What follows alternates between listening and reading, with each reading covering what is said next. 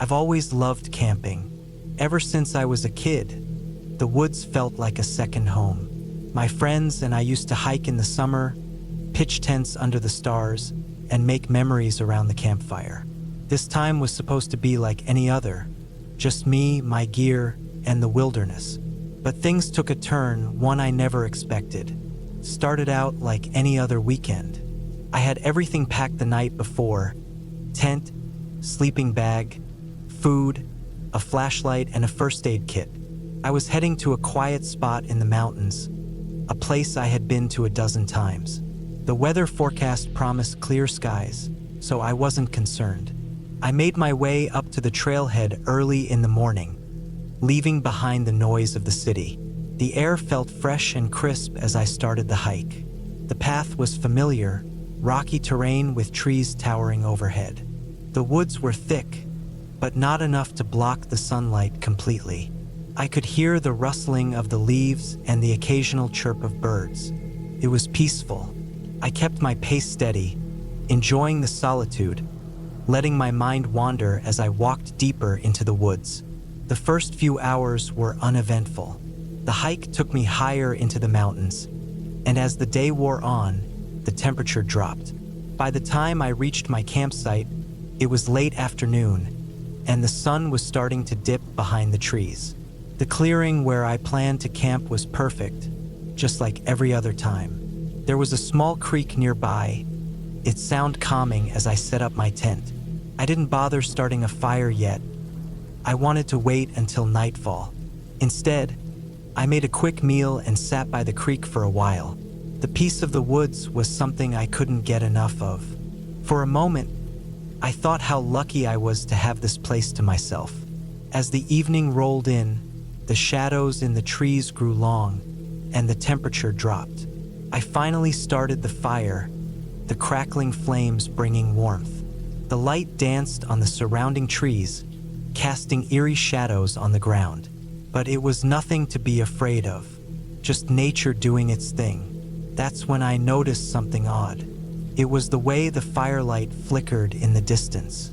For a second, I thought I saw a figure moving between the trees. I blinked and the shape was gone. I shrugged it off, telling myself it was just my eyes playing tricks on me. After all, I was in the woods, and the light from the fire can make things look strange. But the feeling didn't go away. It nagged at me like I wasn't alone. The breeze shifted, and I heard a rustling in the bushes. I looked around, my heart rate quickening, but there was nothing there, just the dark woods surrounding me. I tried to push the thought from my mind and focused on the fire. The sound of the crackling would filling my ears. Night had fully fallen, and the only light was from the fire. The sky was clear, and I could see stars above, shining through the gaps in the trees. But despite the beauty of the night, a sense of unease settled over me. I kept hearing noises, twigs snapping, footsteps that weren't mine. It was as though someone was walking just out of sight, always moving but never fully revealing themselves. I convinced myself it was just animals, maybe a deer or some other creature moving through the woods. But the noises didn't stop.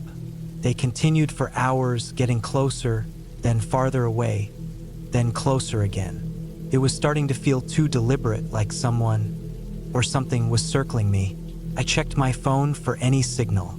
Nothing. Of course, there was nothing. I had known when I planned this trip that the signal would be spotty at best, but it didn't make me feel any better. I stood up from my camp chair, my eyes scanning the edge of the clearing, the firelight flickering wildly as if reacting to something unseen. The noise came again, a snap of a twig, followed by a heavy rustle of leaves. I turned sharply, my heart racing. There, in the darkness, a figure appeared, just on the edge of the firelight. It was tall and thin, almost like a silhouette, but I couldn't make out any features. My pulse quickened as I squinted, trying to make sense of what I was seeing. The figure didn't move, it just stood there, watching. I wasn't sure how long I stood frozen like that, but I finally broke the trance and grabbed the flashlight from my bag. I turned it on, aiming it toward the figure, but the beam didn't reach that far. The figure was gone. Just like that, I called out, but no answer came. There was only the sound of the wind and the crackle of the fire. I wasn't about to stick around. My instincts kicked in, telling me to pack up and get out, but I was too far from the trailhead. It would be a dangerous hike to try and leave now, especially with night fully settled in. So, I decided to stay put for the night, but I couldn't shake the feeling that something, or someone, was out there. I didn't sleep. Couldn't. Every little noise made my heart race. Every shadow in the woods seemed to shift, and I couldn't tell if it was my mind playing tricks or something real lurking in the dark. The firelight seemed to grow dimmer, and I kept adding logs, trying to keep the flames strong. I could feel my body tense, muscles tight with anxiety, but I didn't dare let my guard down. As the night wore on, the noises stopped. The woods grew eerily quiet. I felt the tension in my chest ease just a little, but I still couldn't shake the feeling that I wasn't alone. I sat up through the rest of the night, wide-eyed and vigilant, watching every shadow, listening for any sound. By morning, I was exhausted, my nerves frayed. The sun had just begun to rise, casting long shadows across the clearing. It felt like a weight had been lifted from my chest as the light returned to the world, but I couldn't shake the unease that lingered. I quickly packed up my gear, eager to leave this place behind. As I made my way back down the trail, I couldn't help but glance over my shoulder every few steps. The woods seemed so peaceful now in the daylight. The birds were chirping again, and the breeze was gentle. But I knew what I had felt the night before. There was something out there in the woods, something I couldn't explain. When I finally reached the trailhead, I felt a mix of relief and frustration. Relief that I had made it out, but frustration that I couldn't explain what had happened. I'd been in these woods countless times before, and nothing like this had ever happened. But there was one thing I couldn't shake, one thing that stayed with me even after I left. As I passed the area where I had camped, I looked back one last time, and I swear I saw a flash of movement between the trees. It was quick, but I saw it. Just a glimpse of a figure, like the one I'd seen the night before. I didn't wait around to see more. I turned and walked away, determined to put this whole experience behind me. But deep down, I knew something had changed. The woods that had always felt like home no longer felt safe. And no matter how much time passed, I couldn't forget the feeling that someone or something was watching. So I've never gone back. It's been years since that trip, and I've avoided camping in those mountains. I still love the outdoors, but I choose my spots carefully now. The woods have a way of hiding things that are better left unexplained. Maybe it was just my imagination, maybe not, but I'll never forget that feeling of being watched, of something just out of sight, always just beyond the light of the fire. And maybe that's what scares me the most, that whatever it was is still out there, waiting for the next person to camp in its territory.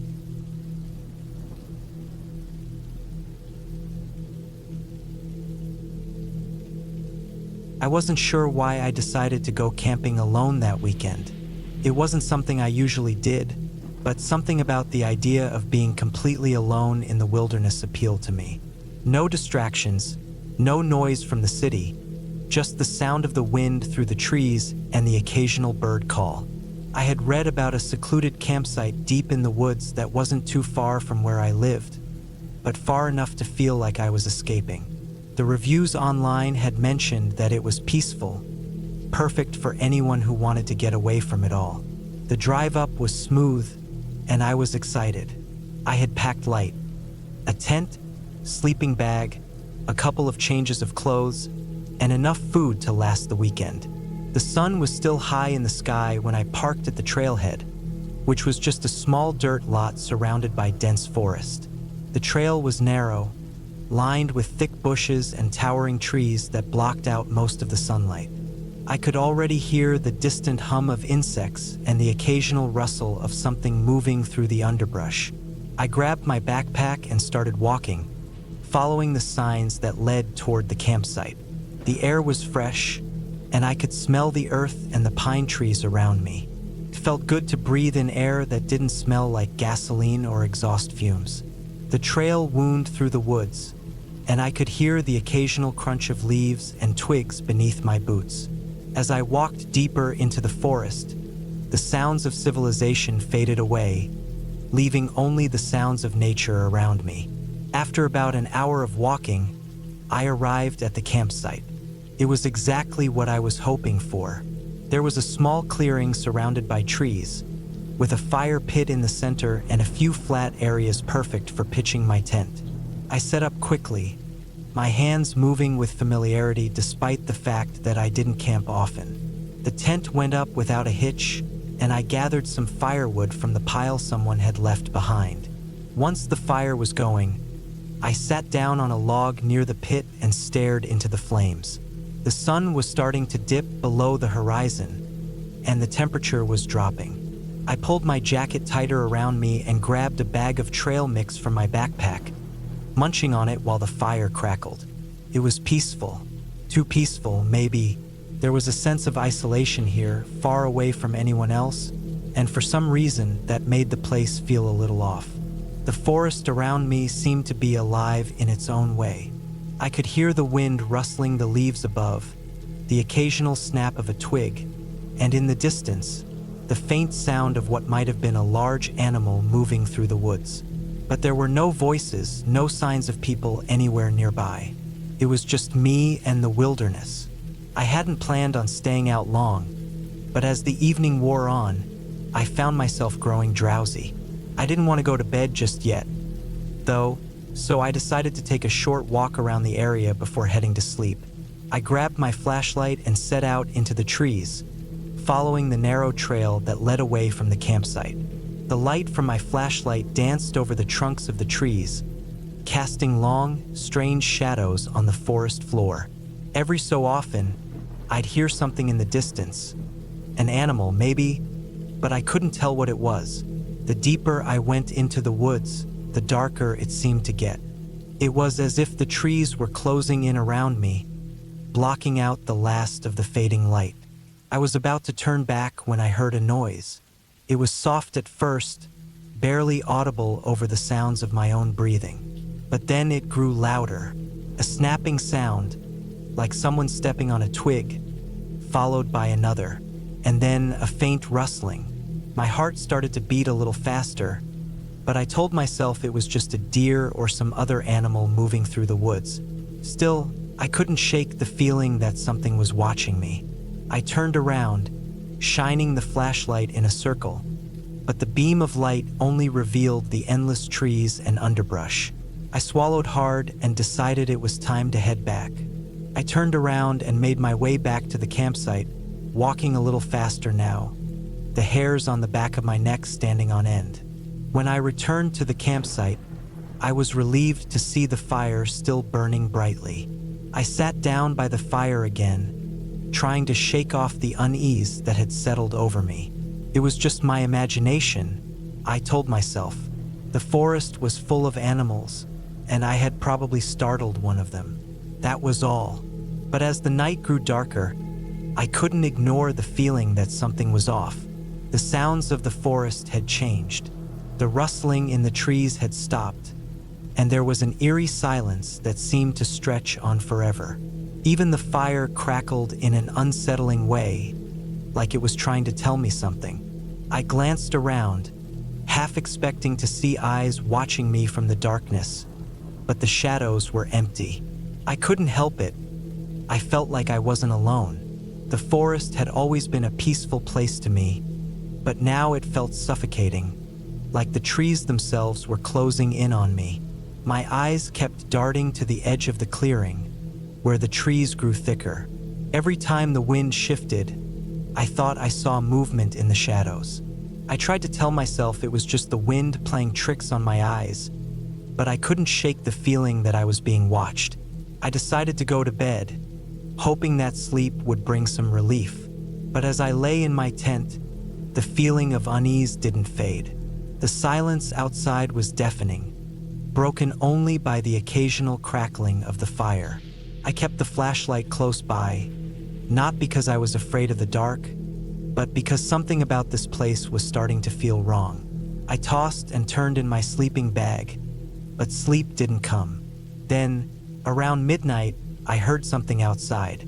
It wasn't the usual sounds of animals or wind. This was something heavier, more deliberate. I froze, holding my breath. It was close, very close. A slow, deliberate crunching of leaves, as if something or someone was walking around my campsite. I tried to calm myself down. Could be a bear or a deer. Animals wander into campsites all the time. But the sound didn't stop. It moved closer, circling the campsite, and I could hear the crunch of leaves underfoot growing louder. I strained my ears, but I couldn't tell what it was. It was moving in a way that felt deliberate, like it knew I was here. The hairs on the back of my neck stood up, and a cold shiver ran down my spine. I grabbed the flashlight and crawled out of my tent, trying to make as little noise as possible. My hands were shaking as I turned the beam of light toward the clearing, but there was nothing there. The shadows stretched long and eerie in the flickering firelight, and the trees stood tall and silent. But the noise didn't stop. It was coming from just beyond the edge of the firelight, out in the woods, and I could hear the distinct sound of something moving. I didn't know what to do. I was alone, in the middle of the woods, and whatever was out there didn't sound like an animal. It sounded too calculated, too aware of my presence. Then, without warning, the sound stopped. Silence. Absolute, suffocating silence. My heart was pounding in my chest, and I slowly made my way back to the tent, keeping the flashlight pointed in every direction, afraid to let my guard down. I could feel my pulse in my throat as I crawled back into my sleeping bag, trying to calm myself. But sleep wouldn't come. I lay awake for what felt like hours, staring at the walls of my tent, listening to every snap of a twig, every rustle of leaves. Finally, just as the first light of dawn began to break through the trees, the noises stopped. The forest seemed to return to normal, as if nothing had happened at all. I packed up quickly the next morning, not bothering to make breakfast. I didn't want to be there any longer. I couldn't shake the feeling that I wasn't alone, that something had been watching me all night.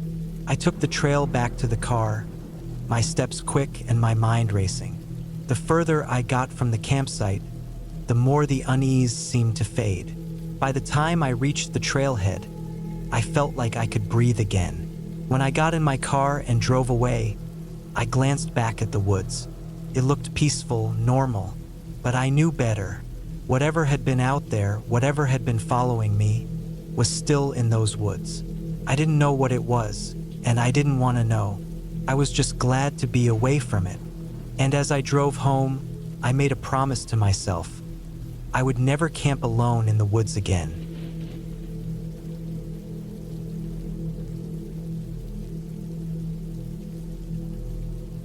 It all started with a weekend trip, just me and a couple of friends, looking to spend some time away from the hustle of everyday life. The plan was simple: hike through the dense forest, set up camp, and enjoy a few days of peace and quiet. What we didn't know was that our peaceful getaway would quickly turn into something we would never forget. We arrived at the trailhead early in the morning, the sun barely peeking over the horizon. The forest looked inviting, with trees towering above us, their branches gently swaying in the breeze. The air was fresh and crisp, carrying the scent of pine and earth, the kind of air that makes you feel like you've left everything behind. The hike itself was easy, the trail winding its way through thick undergrowth, with the occasional burst of wildflowers on the sides.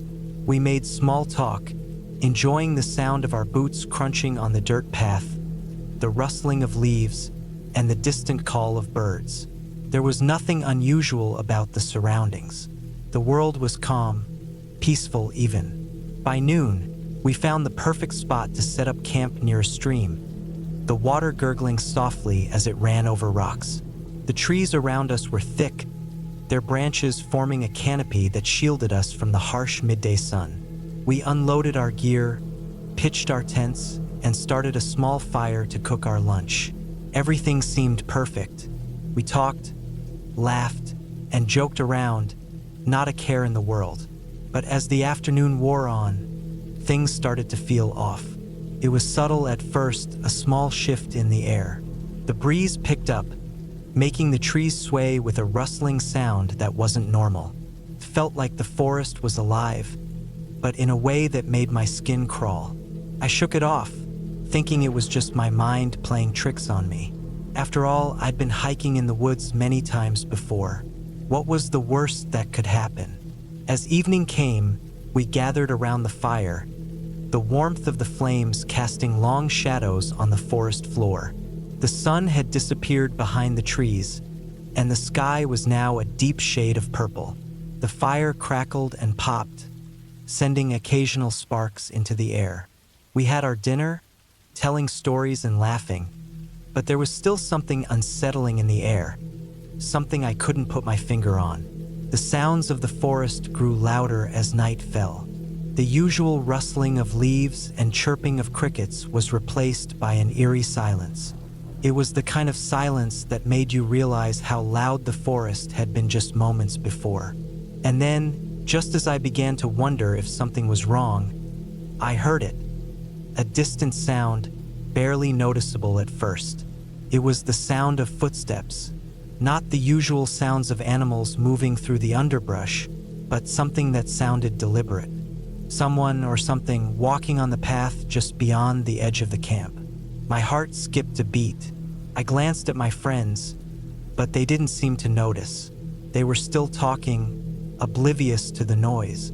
I tried to ignore it, convincing myself it was just an animal, maybe a deer or a raccoon. But the sound continued, slow and steady, getting closer. My anxiety started to rise. Then it stopped. I strained my ears, trying to hear anything. Nothing. Just the crackling of the fire and the occasional rustle of leaves. For a few moments, I convinced myself I was imagining things. But then, the sound came again, closer this time. There was something wrong. The footsteps weren't random, they were purposeful. I glanced around the camp, feeling like I was being watched. My skin prickled, and my instincts told me to get up and do something. But I was frozen, unsure of what to do. The firelight flickered, casting long shadows, and for a brief moment, I thought I saw something move just beyond the reach of the flames. I wasn't imagining it. Someone or something was out there. I couldn't take it anymore. I grabbed a flashlight and quietly excused myself from the group. My friends didn't seem to notice, still lost in their conversation. I moved cautiously, stepping away from the warmth of the fire and into the darkened woods. The beam of the flashlight cut through the darkness, illuminating the trees and underbrush in front of me. But there was no sign of anything. The footsteps had stopped. The silence was deafening. I kept walking, my heart pounding in my chest, my breath coming in short gasps. I reached the edge of the camp, where the trail led deeper into the woods. The feeling of being watched was overwhelming, like eyes were on me from every direction. But when I turned to look, there was nothing, no movement, no sign of life. Just as I was about to turn back to camp, I heard a rustling sound coming from behind me. It was too quiet to be an animal, too deliberate to be random. I spun around, shining the flashlight into the darkness, but there was nothing there. My pulse raced as the hairs on the back of my neck stood on end. It was then that I realized how deep into the woods I had gone. I had wandered too far. Suddenly, I heard a snap, a twig breaking, loud and sharp. I froze, my breath catching in my throat. Whatever it was close, very close. I swung the flashlight around, but all I could see were trees, their branches swaying gently in the wind. My mind raced, trying to make sense of the situation. Then I heard it, a whisper. It was faint, but unmistakable. My name, just a breathy whisper carried on the wind. I was no longer sure if I was alone in the woods or if my mind was playing tricks on me. The forest was alive with sounds I couldn't explain, and every movement, every crack, felt amplified in the stillness. I turned around, quickly heading back toward the camp, my feet moving faster than they had all day. The brush seemed to close in around me, and the darkness felt thicker, more oppressive. By the time I reached the camp, my friends were still sitting around the fire, laughing and unaware of the fear that had gripped me. I said nothing about what I had heard, brushing it off as a figment of my imagination. But the feeling didn't go away. It lingered, pressing on me like a weight I couldn't shake. That night, as we settled into our tents, I lay awake, staring at the ceiling of my tent, listening to the sounds of the forest. The crackling of the fire had long since died down, and the quiet felt suffocating. The sounds from earlier, the footsteps, the whisper, kept playing over and over in my mind. I couldn't get rid of the feeling that something was watching me, waiting for me to make a mistake. At some point, I drifted off to sleep, though I'm not sure when. The night passed uneventfully, but I woke up early, just as the first light of dawn began to creep through the trees. I didn't want to waste any time. I was ready to pack up and leave, to get out of the woods and back to safety. I told my friends that I was heading back to the car to start packing, and they agreed to meet me later. I made my way back to the trailhead, walking quickly, the feeling of being watched never quite leaving me. As I passed the familiar landmarks along the trail, I realized just how far I had walked the night before. I hadn't been near the edge of the woods. I had gone deeper, deeper than I had ever intended. The realization hit me like a punch in the stomach. When I reached the car, I stopped to catch my breath. I looked back at the forest, the towering trees looming in the distance. The woods looked different now, darker, more menacing. I wasn't sure what had happened out there, what I had felt, but I knew one thing for sure. I wasn't going back. My friends arrived shortly after, and we packed up our gear in silence.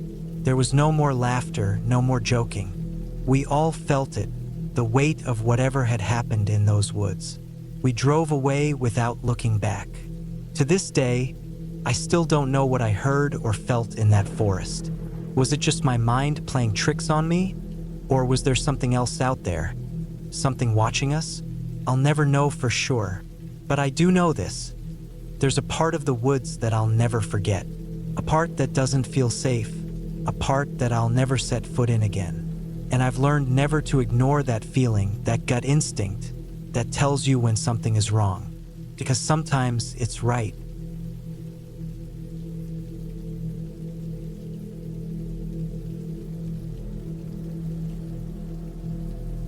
I'd always considered myself a seasoned camper. Years of hiking and trekking had taught me the ropes. How to set up camp, build a fire, and most importantly, how to stay calm in unfamiliar situations. But nothing had prepared me for the night I spent alone in the woods last autumn. It started as a regular weekend camping trip. I had the usual gear, tent, sleeping bag, some food, and enough water to last a couple of days. I went solo for peace and quiet, wanting to get away from the noise of the city and the distractions of everyday life. I found a small, secluded spot deep in the forest, far enough away from the usual trailhead, where I knew I'd be left alone. Perfect for solitude. The hike up to my campsite was uneventful. The trail was slightly overgrown, but nothing I couldn't handle. The air was crisp, the trees thick with the kind of dense foliage that only autumn can produce. I remember the rustling of leaves underfoot, the occasional bird call, and the smell of pine. It was peaceful and I had no concerns. The trail had been well marked, and I knew the area well. Nothing unusual. By the time I reached the site, the sun had dipped below the horizon, casting the woods in a soft, fading light. I quickly set up camp, carefully choosing a spot near a small stream for the sound of running water to mask any other noise. I wasn't afraid of the dark, but I always felt better with a natural sound around me. The fire pit was clear, and I set up a small campfire to cook my dinner. The crackle of the fire was comforting as I roasted a simple meal. Just some beans and sausage, nothing fancy. As night fell, the temperature dropped quickly, and I added more wood to the fire.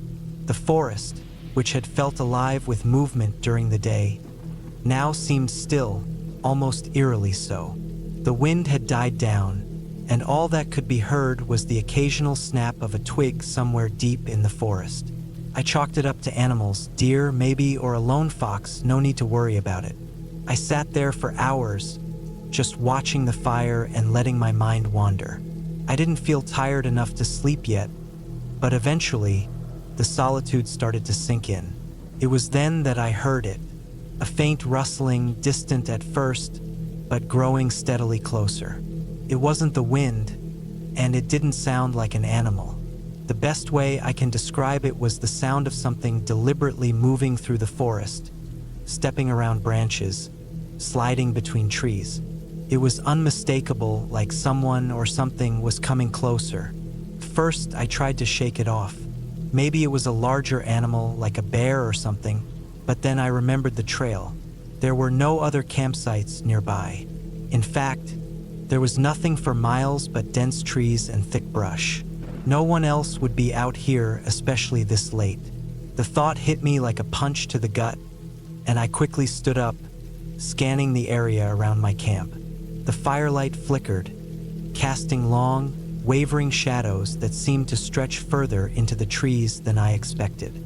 The rustling stopped suddenly, and I stood frozen, holding my breath, straining to hear any other sounds.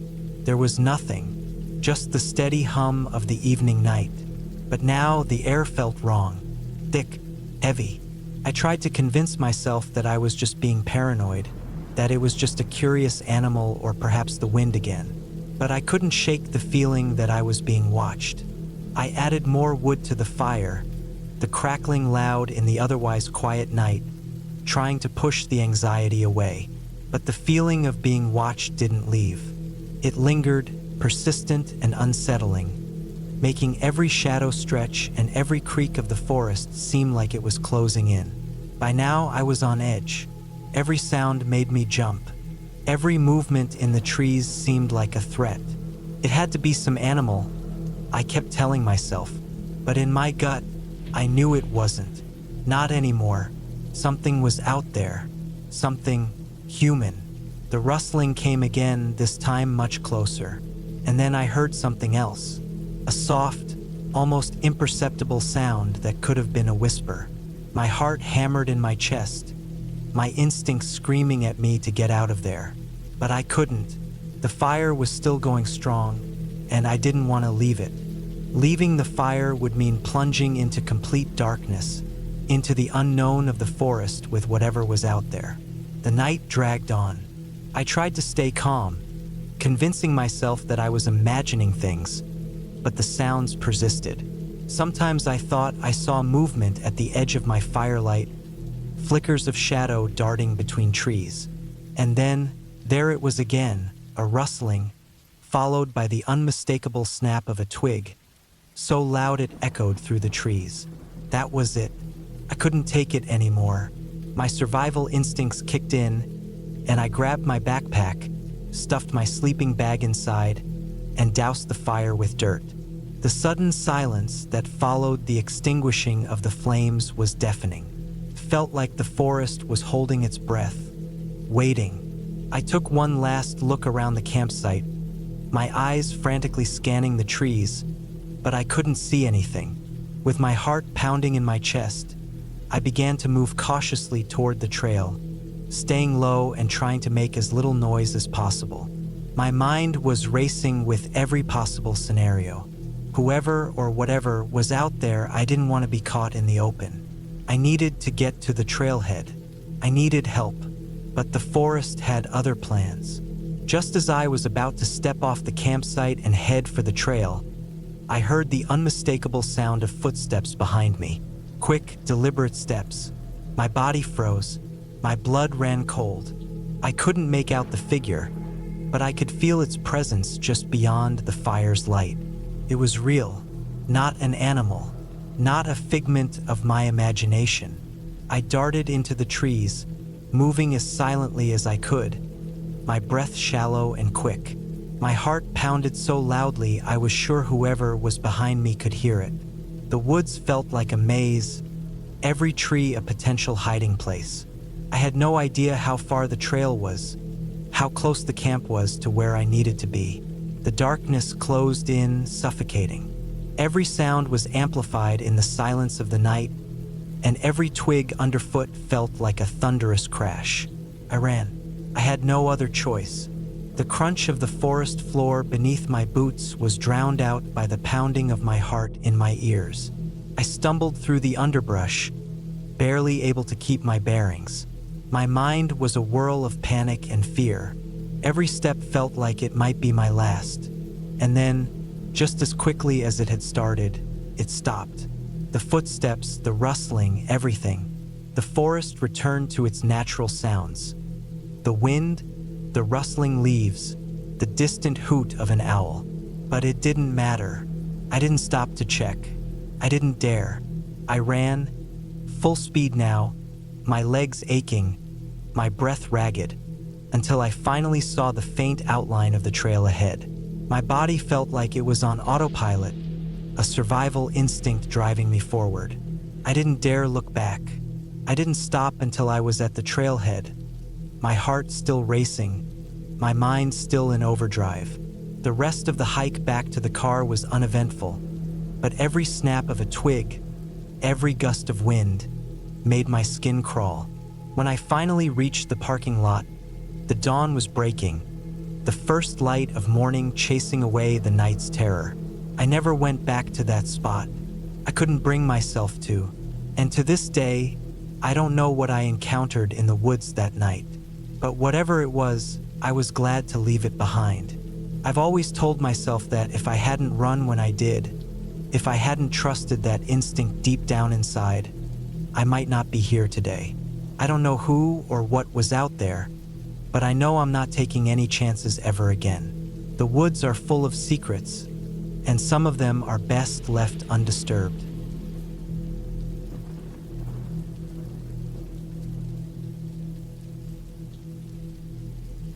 It was supposed to be just another weekend getaway, a chance to escape the grind of work and city life. I had planned the trip for weeks, hoping for some peace and quiet, surrounded by nothing but the sound of nature and the rustle of trees. I didn't expect much, just a simple weekend camping trip in the woods. But it turned out to be the kind of experience I would never forget, one that would change the way I looked at nature forever. The day started out bright and sunny, perfect for a hike. I parked my car at the trailhead, strapped on my backpack, and set off. The woods were dense, with towering trees blocking out most of the sunlight. The air was fresh, and the ground was soft under my boots, littered with fallen leaves and pine needles. I hadn't realized how much I had missed this until I took my first deep breath of the cool, crisp air. I hiked for hours, the trail winding deeper into the forest. My plan was to reach a secluded campsite by dusk, far from the usual crowded spots. I was looking for solitude, and that's exactly what I got.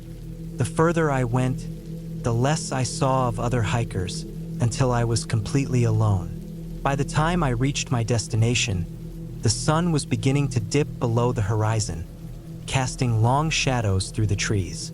The campsite was perfect, a small clearing by a bubbling creek.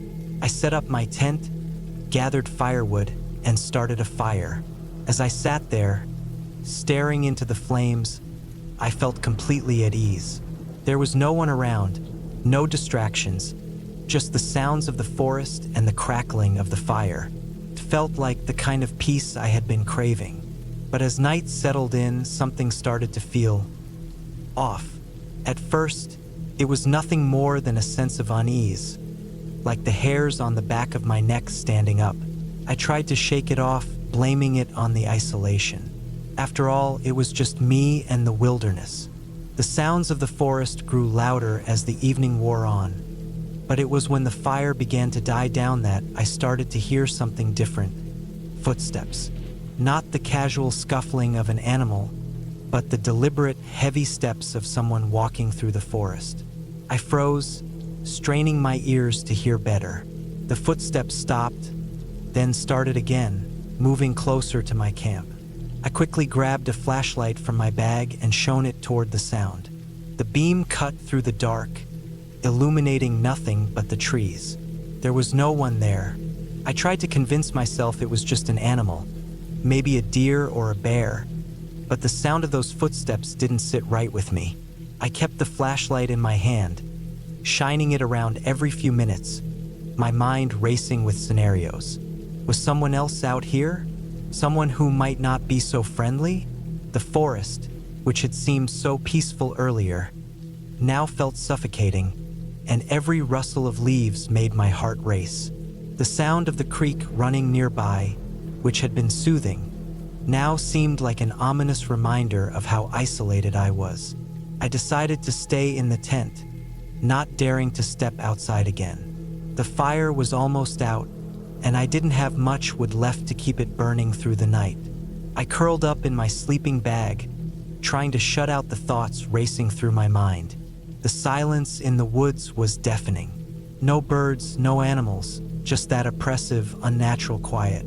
As I lay there, staring up at the dark ceiling of the tent, I heard it again. The footsteps, closer now, as if someone or something was circling my camp. I could feel the tension in my muscles as I tried to stay as still as possible, praying that whatever it was would just go away. But the steps didn't stop.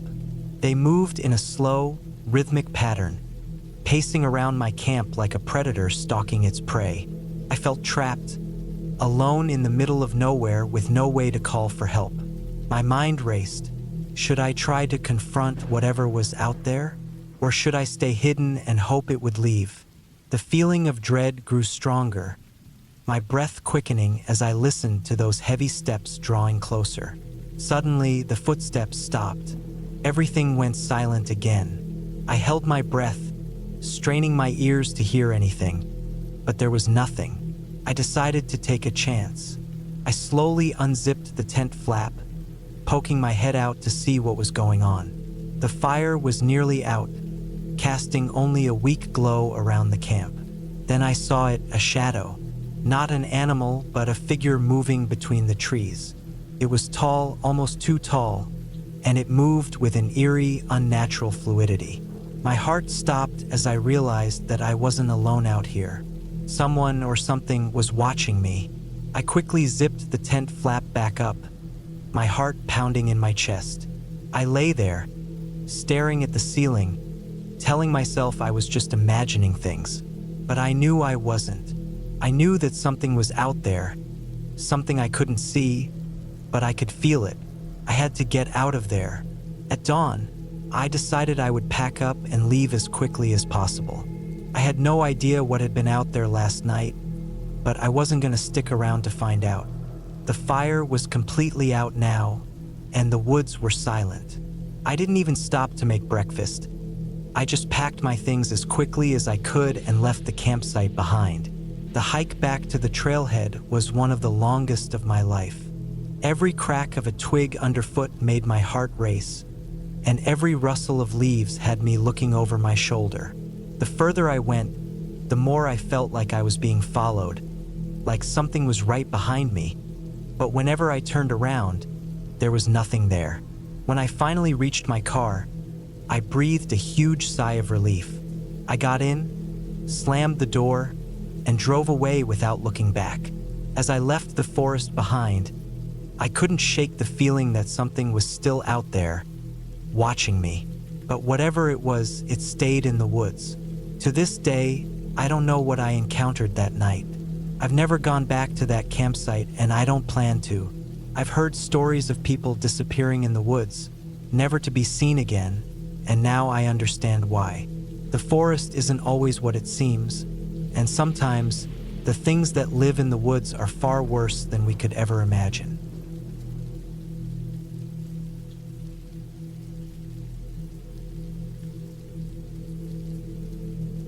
It was the middle of autumn when I decided to head into the woods for a camping trip, a last-minute decision to get away from the stresses of work. I've always loved being in nature. There's something about being away from the noise of the city that makes everything seem clearer. I had planned the trip to be a peaceful, quiet getaway. I hadn't expected things to take the turn they did.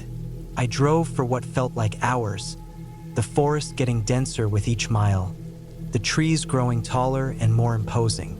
The air was crisp and smelled faintly of pine. It was a good kind of quiet, the kind that makes you feel like you're the only person in the world. And that was just how I liked it. The woods were relatively isolated, not a common camping spot, which was exactly why I picked it. I didn't want crowds, I didn't want noise, just me and nature. I found a spot near a small stream that wound its way through the trees, the sound of water trickling over rocks adding a peaceful rhythm to the air. It was perfect. After unpacking the car, I set up my tent, made a small campfire, and threw some logs on to get a good blaze going. The sun was dipping behind the trees, painting the sky in shades of orange and pink, and I felt a sense of peace settle over me. As the evening wore on, the air grew colder, and the forest seemed to come alive with sounds. The crackling of the fire, the occasional rustle of leaves, the distant call of some bird. These were the noises I had come to enjoy. I cooked a simple meal over the fire and ate, listening to the steady chorus of the forest around me. It was exactly what I needed. But as the night deepened, things started to feel a bit off. At first, it was subtle, a strange stillness in the air, like the usual noises of the forest had faded. The wind had died down, and there was no sound of animals moving around. I tried not to think too much about it. After all, it was late, and the night was just settling in. The fire was still going strong, its light flickering in the darkness, casting long shadows around the camp. I poked at the fire with a stick, watching the embers glow bright orange, and tried to shake off the unease creeping up my spine. The trees loomed taller around me, their outlines sharp against the dark sky. I looked up at the stars for a moment, and that's when I heard it, the faint sound of something crunching on the ground. I froze, my heart thumping in my chest. It wasn't the normal rustle of a squirrel or a rabbit moving through the underbrush. No, this was slower, heavier, a deliberate crunching sound. I glanced around the campsite, trying to pinpoint the source of the sound. But the night was too still, the darkness too thick, and the firelight only illuminated a small circle around me. I told myself it was probably just a deer or some other animal passing by. But then I heard it again, closer this time. The crunching sound was followed by a distinct snap of a twig. I wasn't sure if it was my imagination running wild, but it felt as though whatever was out there was circling the campsite.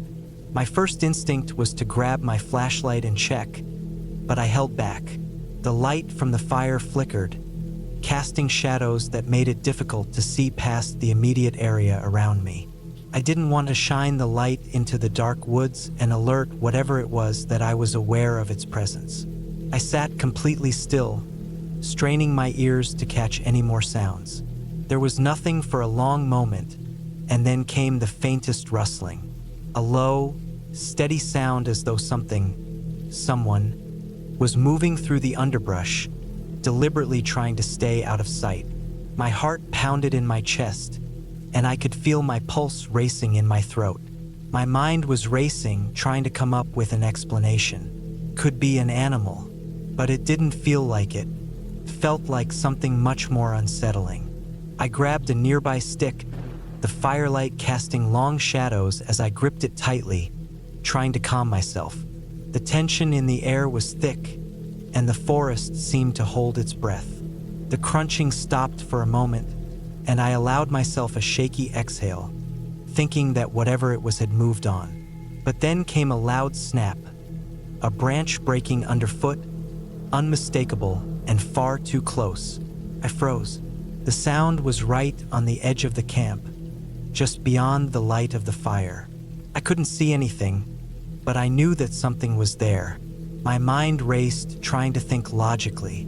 Was it a person? If so, why would they be here in the middle of nowhere in the dead of night? I considered my options. I could leave, pack up, and head back to the car.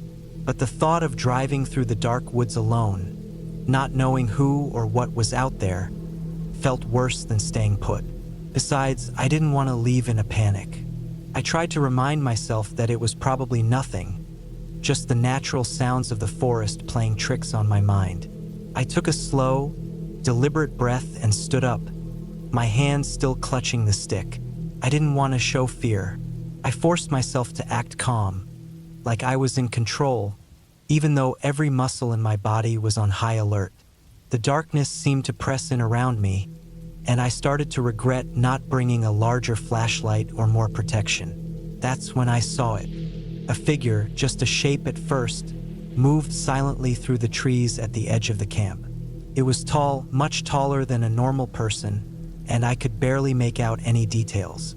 The figure was obscured by the shadows, but it was moving with purpose, walking slowly, deliberately, as though it knew I was watching. My stomach twisted into a knot. Panic surged through me. I was frozen, rooted to the spot, unable to move or even think. My heart was pounding in my ears, and my hands were shaking so badly I almost dropped the stick. The figure was coming closer, and every instinct in me screamed to run, to get out of there as fast as possible.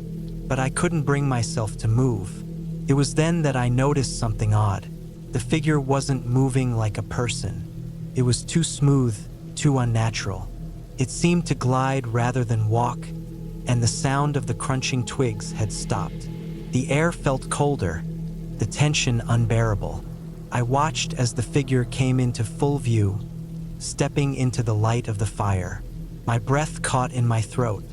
It wasn't a person, not by any stretch of the imagination. It was a man, tall, disheveled, with wild hair and torn clothing. But his movements were jerky, almost unnatural. His skin was pale, his eyes sunken, and his face, oh God, his face, was twisted in a way that made it look like he was in some sort of pain. His mouth was hanging open, and I could hear the faintest rasp of his breath as he took one step closer to the firelight. But he didn't move toward me directly. Instead, he started circling the camp, his eyes never leaving me. It was like he was waiting for something, waiting for me to make a move or for the right moment to strike. I had no idea who this person was or what he wanted, but I knew one thing. I had to get away from him. I grabbed my gear, my flashlight, my backpack, anything I could carry, and started backing away slowly. I tried to make as little noise as possible, but the crunch of the gravel underfoot was loud in the otherwise still night. The man didn't seem to react, but I didn't want to test how much patience he had. I moved fast, heading toward the trail that would lead me back to my car. I kept looking over my shoulder, but the figure hadn't moved. It was like he was waiting for me to go. I didn't know whether he was simply watching me, or if he had something else planned, but I couldn't take the chance. When I finally reached the edge of the camp, I ran. I didn't stop until I was back at my car, fumbling with the keys and starting the engine as quickly as I could. The whole time, I could feel my chest tightening, my breath shallow, and my mind spinning with fear. I didn't look back as I drove away, but I could still hear the sound of my heartbeat thundering in my ears. I didn't return to that campsite. I didn't even want to think about what had happened. When I got home, I didn't tell anyone about the encounter. It wasn't something that could be explained. It was just something that felt wrong. Something that had happened in the deep, lonely woods where I thought I was safe. But as much as I tried to forget, the memory of that night lingered. The figure, the unnatural way he moved, haunted my thoughts. It wasn't the scariest thing I had ever experienced, but it was the most unsettling. And as I lay in bed that night, I couldn't help but feel that maybe there was something out there, something I would never fully understand. But I also knew one thing for sure: I would never camp in those woods again. Some places, I realized, are just not meant to be explored.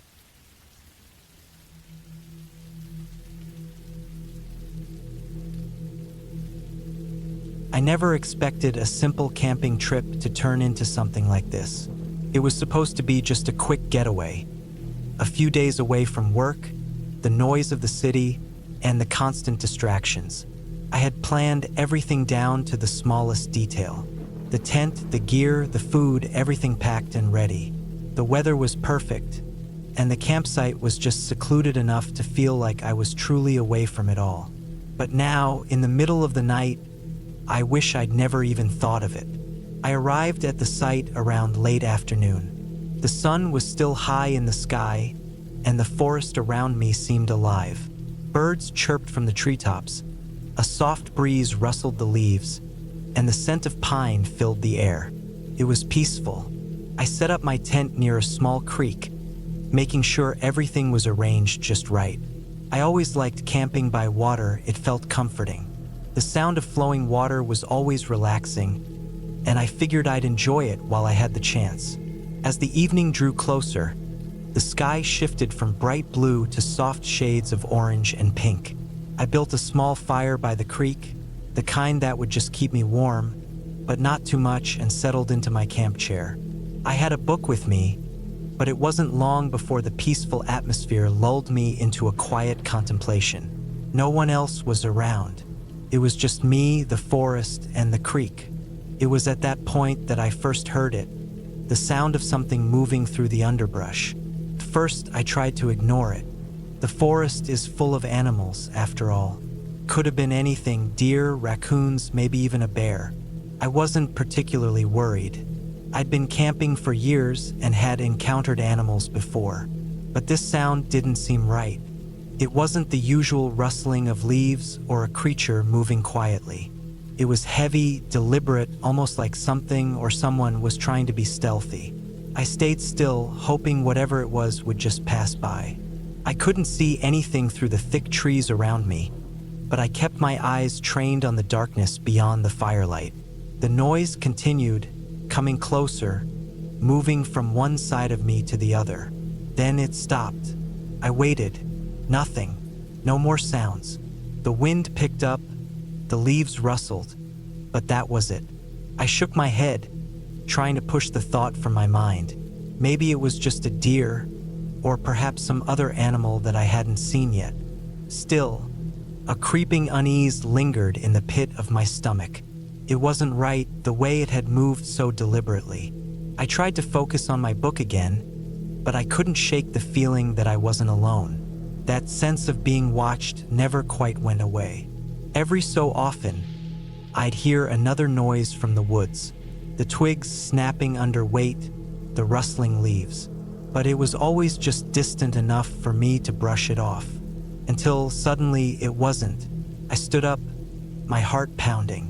I saw something out of the corner of my eye, movement, but it wasn't like before. This time it was closer, much closer.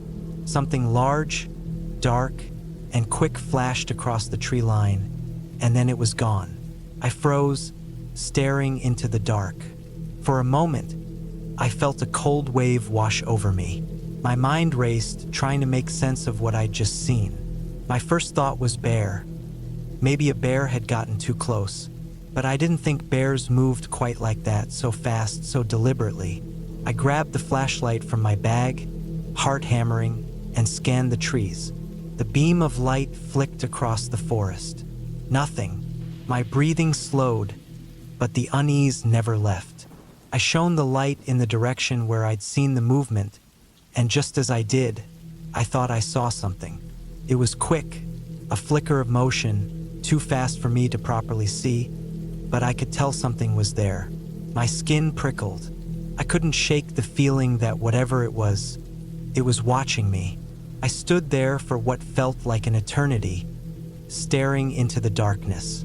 The fire crackled behind me, but it seemed so small now, so weak against the vastness of the forest. I had always felt safe camping before, but not this time. Not with whatever was lurking out there.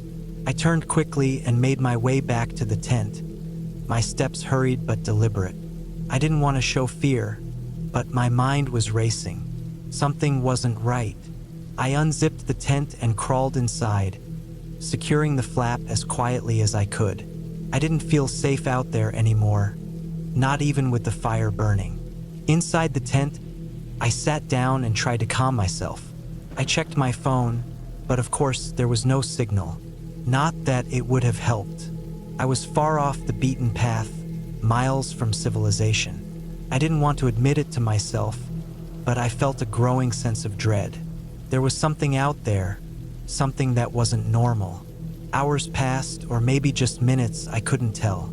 I lay there in the dark, listening, every little sound making me jump.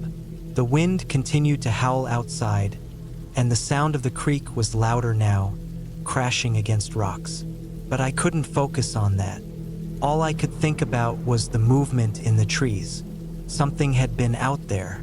Something that wasn't a bear, or a deer, or anything I'd ever encountered before. Eventually, exhaustion took over, and I drifted into a restless sleep. The next morning, I woke up with a start, feeling groggy and disoriented. The sun was already high in the sky, and the forest around me seemed peaceful once more. It was a false sense of calm, though. I could still feel the weight of the night pressing down on me, but I needed to shake it off. I wasn't going to let myself be scared away by whatever had happened. I packed up quickly and headed to the nearby hiking trail to clear my mind. The trail wound through thick trees, and the further I walked, the more I tried to push the fear from my thoughts. I needed to remind myself that I was just out in nature. It was all in my head. I told myself that over and over as I trudged along the path. But then, I saw something that made my blood run cold. It was a mark on one of the trees, a deep gouge, like something had scraped it with claws. It was fresh, the wood still oozing sap, and it was too high up to have been made by an animal, at least one of the ones I knew. I kept walking faster now. My mind raced, trying to figure out what could have done that, but nothing seemed to make sense. I heard the rustling again, faint but distinct. This time, though, it wasn't distant. It was close, very close. I turned around, scanning the forest, but saw nothing. Then I heard a loud crack, like a branch breaking. I spun back toward the sound, heart pounding. But this time, there was no movement, just the trees, the quiet. I stood frozen for a long time, too scared to move, but too terrified to stay still. Every part of me screamed to run, but I didn't know where to go. This wasn't normal. Nothing about this felt right. I turned back, heading toward my campsite, but the walk back was slow. Every rustle, every snap of a twig had me jumping. By the time I reached my tent, I was out of breath, my body on edge. But then I saw it. The fire pit I had left clean and tidy the night before was a mess. Ashes were scattered around the campsite, and the wood I had stacked neatly was knocked over. I looked around, and that's when I saw it. Footprints, large, heavy ones in the dirt. They led from the tree line toward my tent. I had to leave. There was no choice. Whatever had been out there, whatever had made those marks on the tree and knocked over my firewood, was close. Too close. I packed my things as quickly as I could, not caring if I forgot something. The fear was overwhelming now. I needed to get out of there before it found me. I didn't waste any time, just started running down the trail, not looking back. It wasn't until I reached the parking lot, my heart hammering in my chest, that I allowed myself to stop. I was out of breath, trembling, but safe.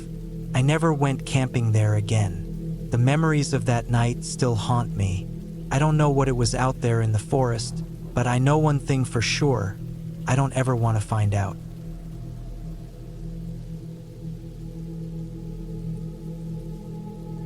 I've always loved camping, ever since I was a kid. There's something about the quiet of the woods, the crisp air, and the chance to disconnect from everything that makes the whole experience feel like an escape. This time was supposed to be just like any other camping trip, a weekend getaway to enjoy the outdoors. Little did I know it would turn into something much more unsettling. I had been planning this trip for a while. It was just me this time, no friends, no family, just a solo camping adventure to recharge.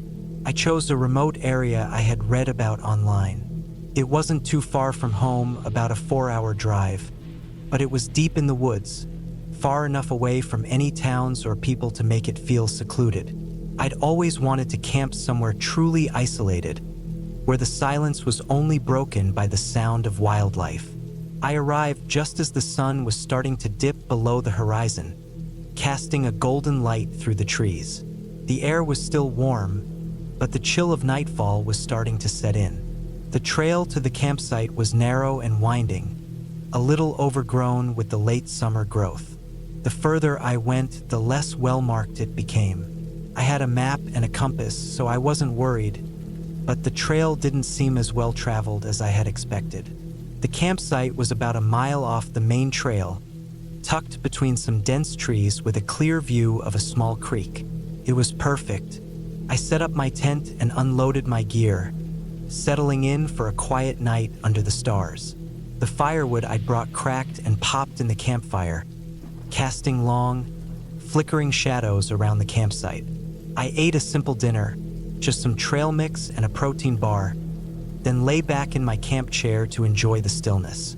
As the night wore on, the woods around me grew darker and quieter. There was no wind, no rustling leaves, just the occasional chirp of a distant cricket and the steady flow of the creek. I felt comfortable, almost at peace. After a while, I decided to turn in. I stowed the food in a bare bag, tucked my backpack into the tent, and zipped it shut. The night was cold now, and I curled up in my sleeping bag, trying to ignore the slight discomfort of the hard ground beneath me. I'd been camping enough to know that sleep was never perfect, but that didn't bother me. I drifted off slowly, the sounds of the forest lulling me to sleep. Then it happened. I was awoken in the middle of the night by a sound. At first, I wasn't sure what it was. A snap of a twig, a rustle in the underbrush. I lay still, straining my ears in the darkness. There was no wind, so it wasn't the trees. I held my breath, listening. The sound came again, this time closer. A crunching noise, as though someone or something was walking through the forest. I froze. My heart started to beat harder, faster, and I tried to convince myself it was nothing. Maybe an animal, I thought, a deer or a raccoon. But the sound didn't stop. It kept coming, moving around the perimeter of my campsite. I told myself to stay calm. I wasn't new to the outdoors. I knew there were animals and I knew how to handle them. But this didn't feel like an animal. There was something deliberate about the way the steps came closer, then paused, then came closer again. It wasn't the random movement of an animal foraging for food. No, this was someone or something watching me.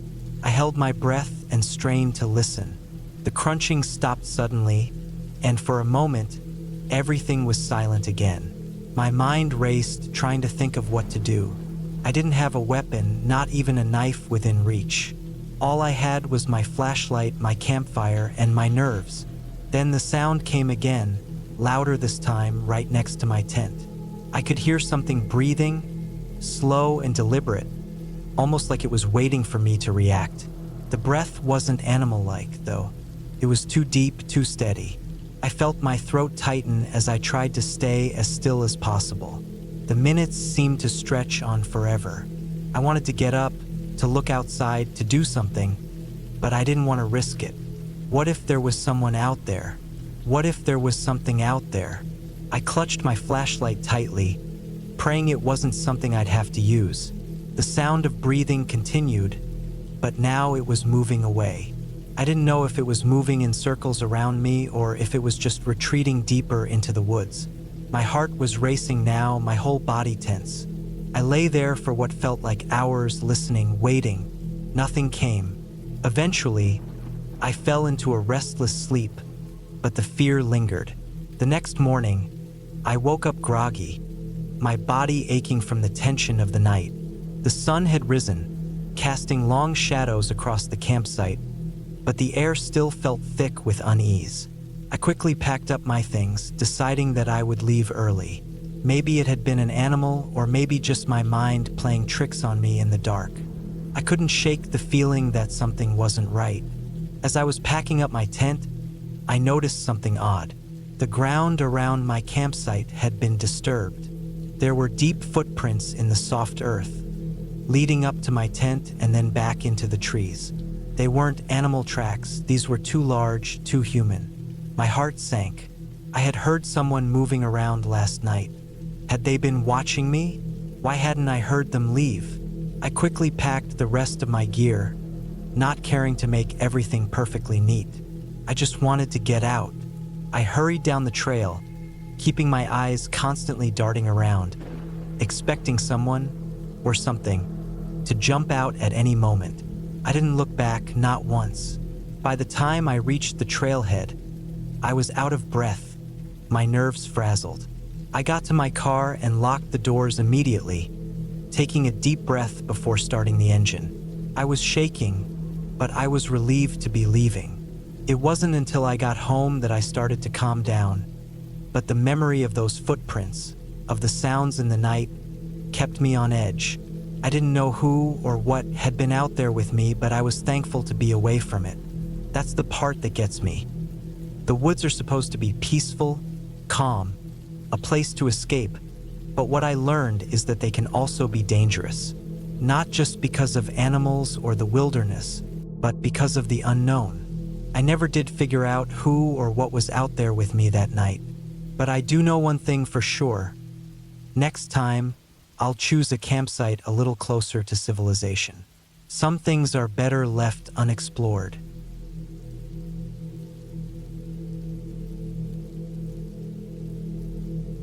I had been looking forward to the weekend for weeks. The idea of escaping the daily grind and retreating into the wilderness seemed like the perfect way to unwind. After all, what could be more peaceful than a weekend camping trip in the woods, far from the noise of the city? The plan was simple. Find a quiet spot, pitch a tent, enjoy some fresh air, and disconnect from everything for a couple of days. It seemed harmless enough, maybe even idyllic.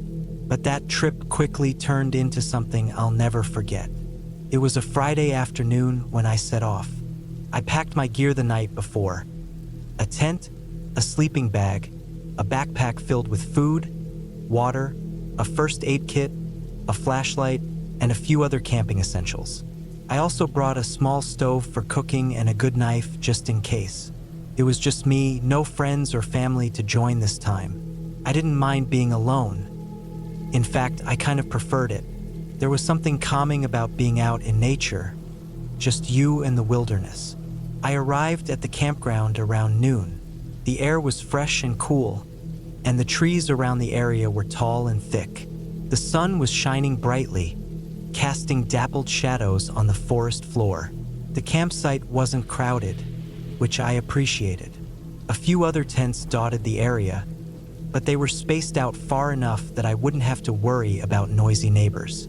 I chose a spot near a small stream that trickled through the woods, thinking the sound of running water would lull me to sleep at night. Setting up the tent was quick work, and soon I had everything arranged. I made a small fire, cooked a simple meal, and settled in for a peaceful evening. The sky slowly shifted to a dark blue, and the stars started to appear, twinkling above like tiny diamonds. It was quiet, too quiet. At first, I didn't think much of it. The sounds of the forest were usually subtle at night, but as the hours passed, the silence started to feel heavier. There were no animal sounds, no chirping crickets, no rustling leaves, just the occasional pop from the fire and the quiet gurgling of the stream. Around midnight, I decided to head to bed. The chill in the air made the warmth of my sleeping bag even more inviting. But just as I was about to drift off, I heard it, a faint rustling noise coming from the edge of the campsite. It was too quiet to be an animal. There was no crunching of leaves or snapping of twigs. I strained my ears, trying to make sense of the sound. It was almost like Footsteps? The idea seemed ridiculous. I was miles from the nearest road, and there was no one around. But I couldn't shake the feeling that I wasn't alone. The hairs on the back of my neck stood up. I tried to ignore it. Could have been the wind, or maybe some animal moving through the underbrush. But the sound didn't stop. It lingered for several minutes, and I found myself wide awake, listening to every tiny noise around me. My mind started to race with possibilities, none of them good. I told myself I was just being paranoid, that I'd be fine, but I couldn't bring myself to fall back asleep. Instead, I lay there in the darkness, staring at the inside of my tent, heart pounding in my chest. Eventually, I must have drifted off, because I woke up to the sound of rain tapping gently on the tent. It wasn't a heavy downpour, but it was enough to make the air smell fresh and earthy. The rain seemed to wash away the unease from the night before, and I decided to venture out to gather more firewood. I threw on my jacket, grabbed my hatchet, and stepped outside. The forest was damp, but the rain had subsided for the moment. I walked a few yards from the campsite, picking up branches and tossing them over my shoulder. The ground was soft and slippery, and the trees around me were shrouded in mist. The air was thick with the scent of pine and wet earth, and the only sound was the soft drip of rainwater from the trees above. I felt a bit more at ease out here, surrounded by nature, but something still gnawed at me, a sense of unease I couldn't shake. It was as if the woods were watching me. As I turned back to return to camp, I noticed something strange. There were fresh footprints in the mud, leading toward my tent. They weren't mine, and they didn't look like any animal tracks I recognized. They were large, heavy prints, as if someone had been walking around the campsite during the night. My heart skipped a beat. I looked around, but there was no sign of anyone. I walked cautiously back to my tent, checking the area for any signs of disturbance. Nothing seemed out of place, but my mind was racing. Someone had been out here and they were close. I spent the rest of the day on edge, trying to keep my focus on the tasks at hand. I cooked a small meal, reorganized my gear, and did my best to ignore the gnawing feeling that someone was still watching me. But as the sun began to set, I couldn't shake the sensation that something was wrong. The silence had returned, but this time it felt different. It was oppressive, like the forest itself was holding its breath. I tried to distract myself by reading a book, but my eyes kept drifting to the dark edge of the campsite, where the trees loomed like silent sentinels. Then I heard it again, the same faint rustling sound, just on the edge of my hearing. This time, it wasn't as subtle. The sound was closer, more deliberate. My pulse quickened, and I stood up, my hand instinctively reaching for the knife at my belt. I was no longer willing to convince myself it was just an animal. I grabbed the flashlight from my pack, turned it on, and scanned the perimeter of the campsite. The beam cut through the darkness, illuminating the trees and underbrush, but there was nothing there. Still, the rustling continued. I felt the hairs on the back of my neck stand up again, and I swallowed hard. Someone was definitely out there, and they were getting closer. I spent the next few hours in a state of heightened alertness, constantly scanning the shadows around me. Every crack of a branch, every flutter of a leaf sent my heart racing. I felt trapped in my own skin, unable to escape the tension that had settled over me. I told myself I was being irrational. I was a grown adult, and there was no reason to be this scared. But logic had no hold on my emotions at that moment. As the night wore on, I finally heard the unmistakable sound of footsteps, slow and deliberate, coming closer and closer to my tent. They stopped just on the other side of the thin fabric. I held my breath, praying they would go away, but they didn't. I could hear a faint, almost imperceptible breathing, and my heart pounded so loudly I thought it would give me away. Whoever it was, they knew I was here. I didn't know what to do. I was far from help, and my phone had no signal. I considered packing up and running, but I knew that wouldn't be smart. If someone was out there, running would just make me an easier target. I had no choice but to wait and pray that they would leave. I slowly inched toward the entrance of the tent, my hands still gripping the flashlight, ready to use it as a weapon if necessary. The footsteps resumed, and they circled the camp, drawing closer and closer. My mind was a whirlwind of fear and confusion. Who would do something like this? Why? My thoughts were interrupted by a sudden sound, the unmistakable snap of a twig breaking underfoot, just outside my tent. This time, the footsteps didn't stop. They moved quickly, as if the person had realized I was awake. I tensed, my fingers trembling around the flashlight, waiting for whatever would happen next. Then, just as suddenly as it had started, the footsteps stopped. There was absolute silence again, and the tension in my chest began to ease, just slightly. I waited for what felt like an eternity, listening for any sound. But there was nothing. I risked peeking out from the tent, shining my flashlight in the direction of the noise. Nothing. No one was there. The campsite was quiet, the fire still smoldering in the middle of the circle of stones. But I knew, deep down, that I wasn't alone. The rest of the night passed without incident. I barely slept, too afraid to close my eyes for long. When the first light of dawn finally broke through the trees, I packed up my gear as quickly as I could, eager to leave. I didn't bother to cook breakfast or make any coffee. I just wanted to get out. My hands were shaking as I folded the tent, and every snap of a twig in the distance had me on high alert.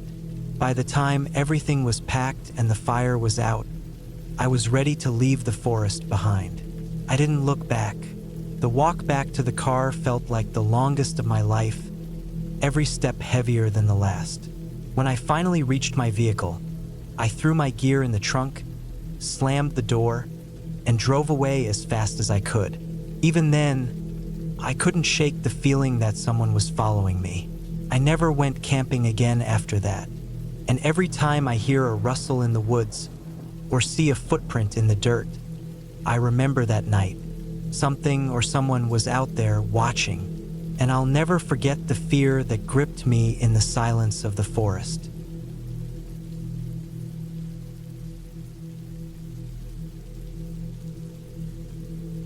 Camping has always been my escape. There's something about leaving behind the constant noise of the city and trading it for the sounds of rustling leaves and distant bird calls that feels refreshing. I'd been planning this trip for weeks, picking a spot deep in the woods, a place far enough from the usual campsites to ensure solitude. I wanted to disconnect, to clear my head, and just be alone with nature for a while. The drive to the trailhead took about 3 hours. It was early autumn, and the leaves had just started to change, painting the forest in shades of orange, red, and yellow. The air was cool but not cold, perfect for hiking.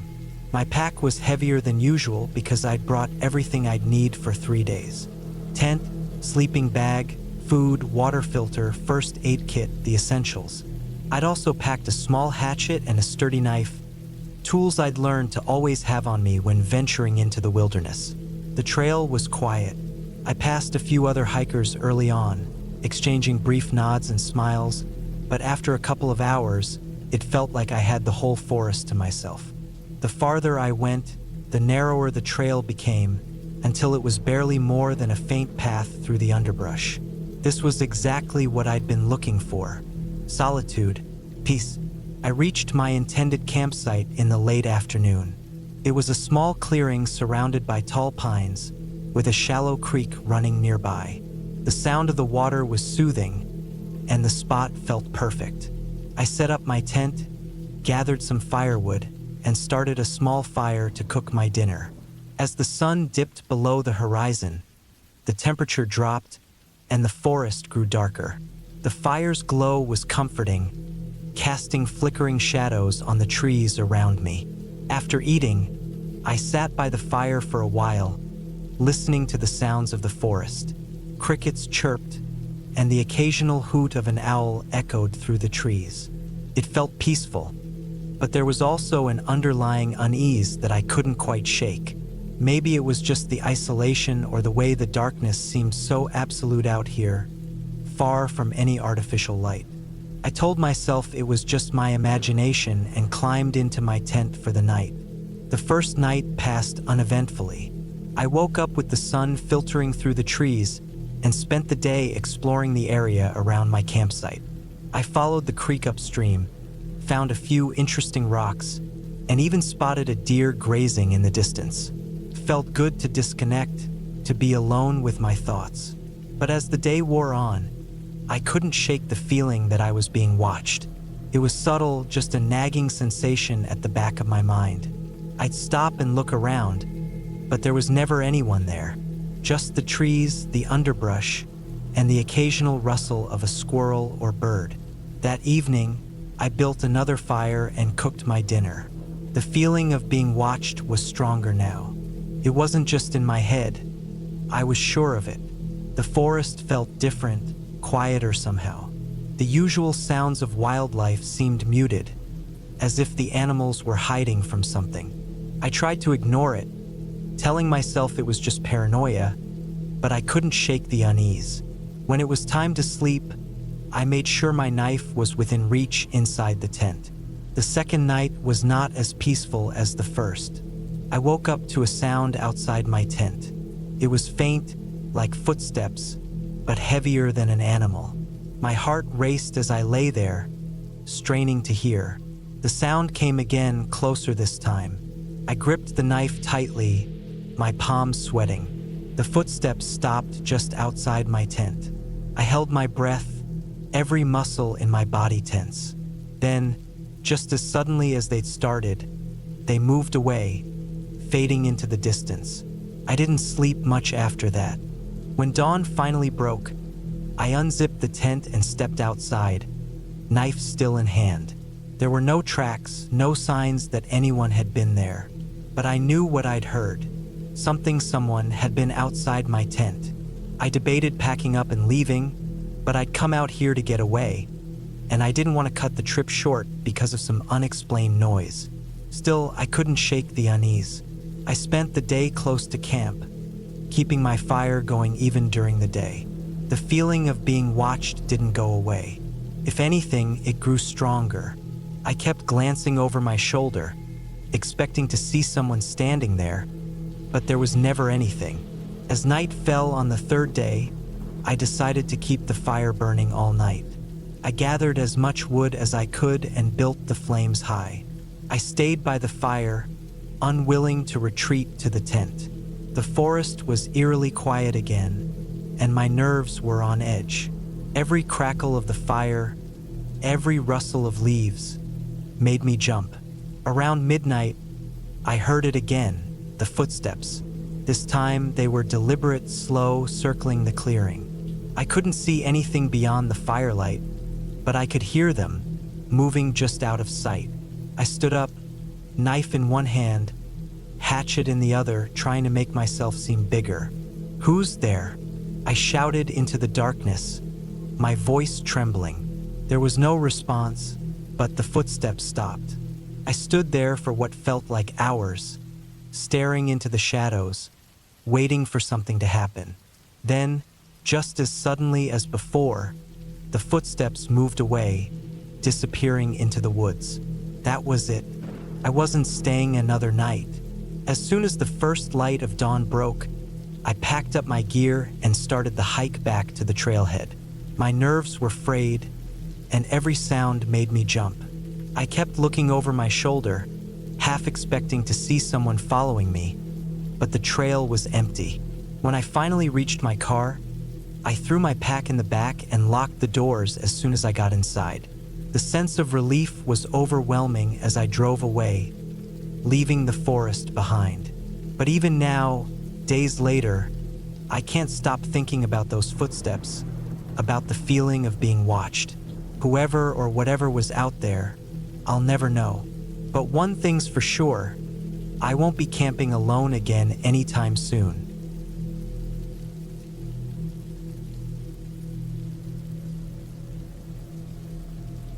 It was late autumn when I decided to take a solo camping trip. The leaves had already turned to vibrant shades of red and gold, and the air carried that crisp bite that signals the onset of winter. I needed a break from work, from people, from the constant hum of technology. The idea of disconnecting for a few days in the wilderness sounded perfect. I chose a remote area in the mountains, one I had visited a few years ago with friends.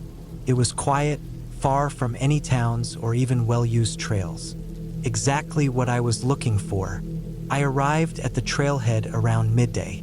My backpack was heavy with gear, tent, sleeping bag, food, a small stove, and other essentials. The hike to my planned campsite was about 8 miles, mostly uphill, but I was in decent shape and felt confident. The trail was narrow, winding through dense forests that occasionally opened to reveal stunning views of the valley below. I didn't see another soul on the way, which only added to the sense of isolation I was craving. By the time I reached the spot, the sun was already dipping toward the horizon. The campsite was a small clearing near a stream, surrounded by towering pines. The sound of the water was soothing, and the ground was soft with a thick layer of fallen leaves. I set up my tent quickly, knowing that the temperature would drop sharply once the sun disappeared. I gathered some wood for a fire, cooked a simple meal, and settled in for the evening. As darkness fell, the forest came alive with sounds. The rustling of leaves, the distant hoot of an owl, and the occasional snap of a twig kept my senses on edge. I reminded myself that these were normal forest noises. Still, there was something unnerving about being completely alone out here. I forced myself to focus on the crackling fire and the stars overhead, which were brighter than I'd ever seen. Eventually, I crawled into my tent, zipped up my sleeping bag, and tried to sleep. I woke up sometime in the middle of the night to an odd sound. It wasn't loud, but it was distinct, a soft crunching, like footsteps on dry leaves. I held my breath, straining to hear more. The sound came again, closer this time. My mind raced through possibilities. A deer? Maybe a raccoon? But it didn't quite fit. The steps were too deliberate, too heavy. I stayed still, listening intently. The footsteps circled my campsite, pausing occasionally. Whoever or whatever it was, they were just outside the range of my firelight. I regretted letting the fire die down before going to bed. My heart was pounding so loudly I was sure it could be heard outside. After what felt like an eternity, the footsteps faded away, disappearing into the forest. I didn't sleep for the rest of the night, clutching my knife and flashlight until the first light of dawn. The next morning, I convinced myself it was an animal. I checked around the campsite but found nothing unusual. No tracks, no signs of disturbance. I tried to shake off the unease and decided to explore the area. The day was clear and cold, perfect for hiking. I followed the stream for a while, marveling at how untouched everything felt. But no matter how beautiful the surroundings were, I couldn't shake the feeling of being watched. That evening, I made sure to gather plenty of wood to keep the fire going all night. As the sun set, I felt the same oppressive solitude settle over me. The forest seemed quieter than the night before, as if it were holding its breath. I stayed close to the fire, listening for any signs of movement. Hours passed without incident, and I started to relax, thinking the previous night had been a fluke. Around midnight, the footsteps returned. This time they were louder, more deliberate. They came from the direction of the stream, stopping just outside the firelight. I grabbed my flashlight and knife, my hands trembling. I shone the beam toward the sound, but all I could see were trees and shadows. Then I noticed something. A faint outline, barely visible, moved between the trees. It was a person, or at least it looked like one. They were too far to make out any details, but the way they moved, slow, deliberate, almost stalking, sent a chill down my spine. I called out, my voice shaking, but there was no response. The figure disappeared into the darkness, and the forest was silent again. I didn't sleep that night. When dawn finally came, I decided it was time to leave. I packed up my gear as quickly as I could, constantly glancing over my shoulder. The hike back to the trailhead felt much longer than it had on the way in. Every snap of a twig or rustle of leaves set my nerves on edge. I felt exposed, like something or someone was following me, just out of sight. About halfway back, I found something that stopped me in my tracks. On the side of the trail, partially hidden by leaves, was a makeshift shelter, a lean-to made of branches and covered with a tarp. Inside were remnants of a fire, empty cans, and a pile of dirty blankets. It was recent, too recent. My stomach dropped as I realized this wasn't just some random spot. Someone had been living here, possibly watching me. I hurried back to the trailhead, my senses on high alert. When I finally reached my car, I threw my gear into the back seat and locked the doors. I didn't stop driving until I was miles away from the mountains. Even now, weeks later, the memory of that trip haunts me. I can't explain who or what was out there, but I've learned my lesson. The wilderness is beautiful, but it's also unpredictable, and sometimes you're not as alone as you think.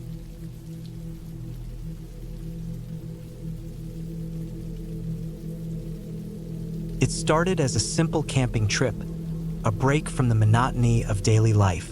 I had planned it for weeks. A solo getaway deep into the woods where I could clear my mind and disconnect from the chaos of city life. I chose a spot in a remote national park, far from any designated campsites.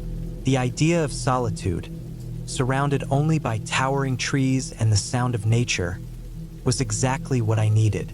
The drive to the trailhead took me hours. By the time I arrived, the late afternoon sun was casting long shadows across the gravel parking lot. I double-checked my gear: tent, sleeping bag, enough food for 3 days, a water filter, and my trusty knife. Everything was there. I locked my car, slung my backpack over my shoulders, and started down the trail. The first few miles were uneventful. The trail wound through dense forest, the scent of pine and damp earth filling the air. Birds chirped in the distance, and the occasional rustle of leaves hinted at small animals scurrying about. Felt peaceful, almost too peaceful. As the sun dipped lower, I decided to veer off the main trail to find a more secluded spot to set up camp. I wanted to be far away from any other hikers, though I hadn't seen a single person since arriving. I hiked for another hour, bushwhacking through undergrowth until I found a small clearing. It was perfect, flat ground surrounded by thick trees, with a small stream nearby for water. I pitched my tent quickly, eager to get everything set up before darkness fell. By the time I had a fire going, the sky was a deep shade of blue, stars beginning to poke through. Dinner was simple: a can of beans heated over the fire. I ate slowly, savoring the quiet. The crackling fire was the only sound, aside from the occasional hoot of an owl. After finishing my meal, I sat back and stared at the flames, feeling a sense of calm I hadn't experienced in months. The worries of work and life seemed a million miles away. Eventually, I decided to turn in for the night. The fire had burned down to embers, and the air was growing colder. Crawling into my sleeping bag, I felt a deep sense of satisfaction. This was exactly what I'd needed. Sometime in the middle of the night, I woke up. At first, I wasn't sure what had roused me. The forest was silent, eerily so. I lay still, straining my ears for any sound.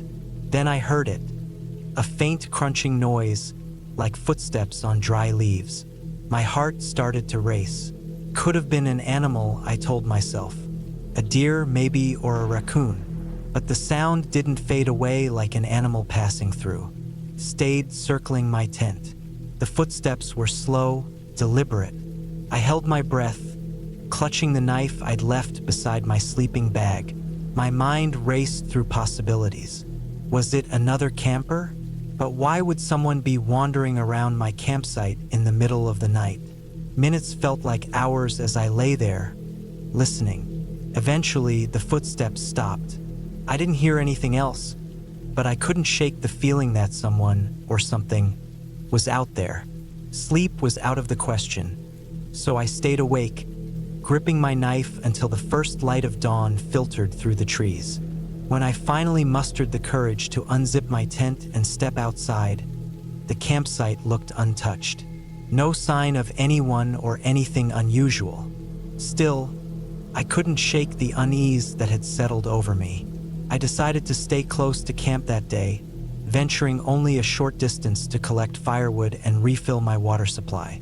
As the day went on, I tried to convince myself that I'd overreacted. Maybe it really had been an animal, and my imagination had done the rest. By the time evening rolled around, I'd almost managed to convince myself that I was being paranoid. That night, I made sure the fire burned brighter and longer. The flickering flames made me feel safer, though the shadows they cast seemed to dance and shift in unsettling ways. I forced myself to eat dinner, though my appetite was gone. Every little sound put me on edge. The rustle of leaves, the snap of a twig, each one set my nerves on fire. I stayed up as late as I could, staring into the fire, knife in hand. But eventually, exhaustion won out. I crawled into my tent, leaving the fire burning outside, and tried to sleep. Once again, I woke up in the middle of the night. This time, the sound was unmistakable. Heavy, deliberate footsteps. They were closer than before, right outside my tent. My heart pounded so loudly I was sure whoever was out there could hear it. I didn't dare move. The footsteps stopped directly in front of my tent, and for a moment, everything was silent. Then, a hand pressed against the fabric of the tent. I could see the outline of fingers through the thin material. Panic surged through me. Whoever was out there knew I was inside. I gripped my knife so tightly my knuckles turned white, ready to defend myself if the tent was breached. But just as suddenly as it had appeared, the hand withdrew. The footsteps retreated, fading into the forest. I lay there, frozen, for what felt like an eternity. When I finally dared to move, I realized I was drenched in sweat. Morning couldn't come fast enough. As soon as the first rays of sunlight appeared, I packed up my gear. I didn't care about finishing my trip. I just wanted to get out of there. The hike back to the trailhead was nerve-wracking. Every snap of a twig, every rustle of leaves, set my heart racing. I kept glancing over my shoulder, half expecting to see someone following me. When I finally reached my car, I felt a wave of relief so intense it nearly brought me to tears. I tossed my backpack into the back seat, jumped in, and locked the doors. As I drove away, I couldn't shake the feeling that I was being watched.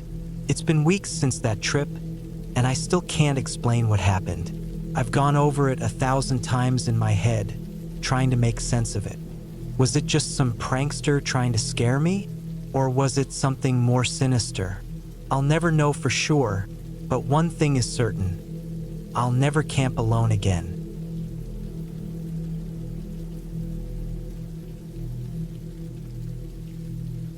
It was supposed to be a relaxing weekend. I had planned this camping trip for weeks, hoping to escape the monotony of my daily life. My job had been eating away at me, the endless emails and meetings leaving little room for peace of mind. I wanted silence, the kind only the wilderness could offer. So, on a crisp Friday morning, I loaded my car with supplies: a tent, sleeping bag, food, and a sturdy pair of hiking boots, and set off toward the national forest a few hours away.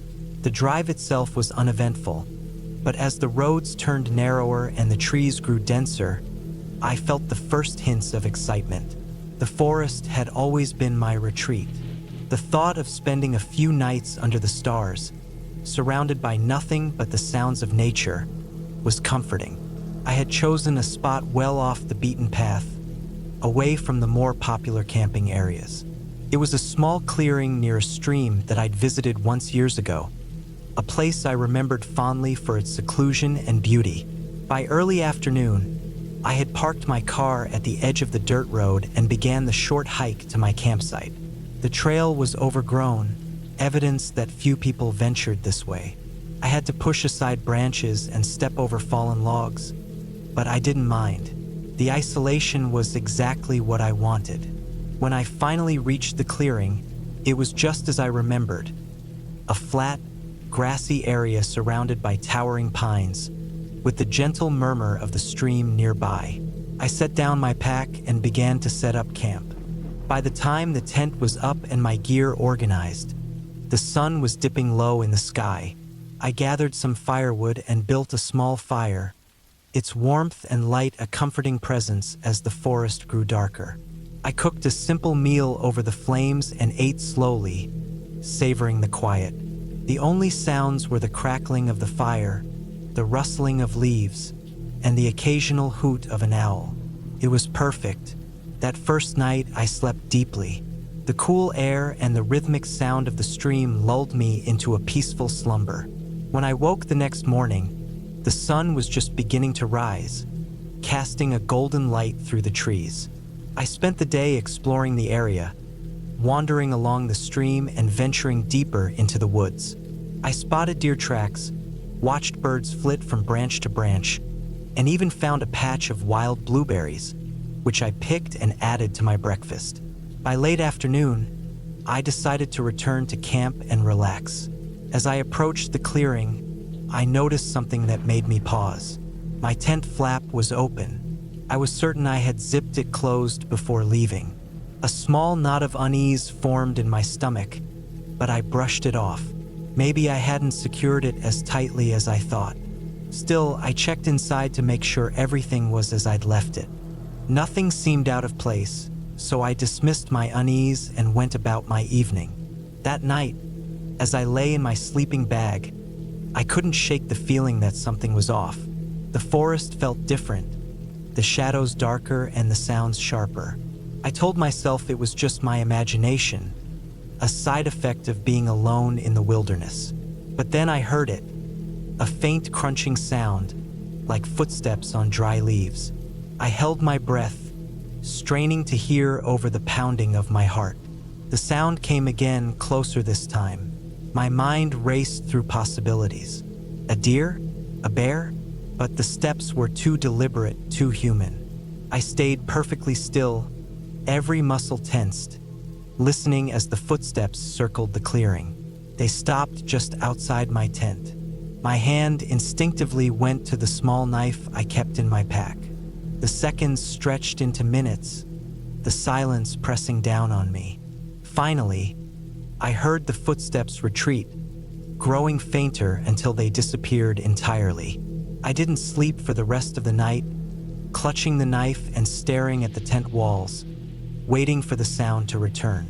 When morning came, I emerged from the tent cautiously, scanning the area for any signs of what or who had been there. The ground was littered with leaves and twigs, but I couldn't find any clear footprints. Still, the unease lingered. I debated packing up and leaving, but I convinced myself to stay.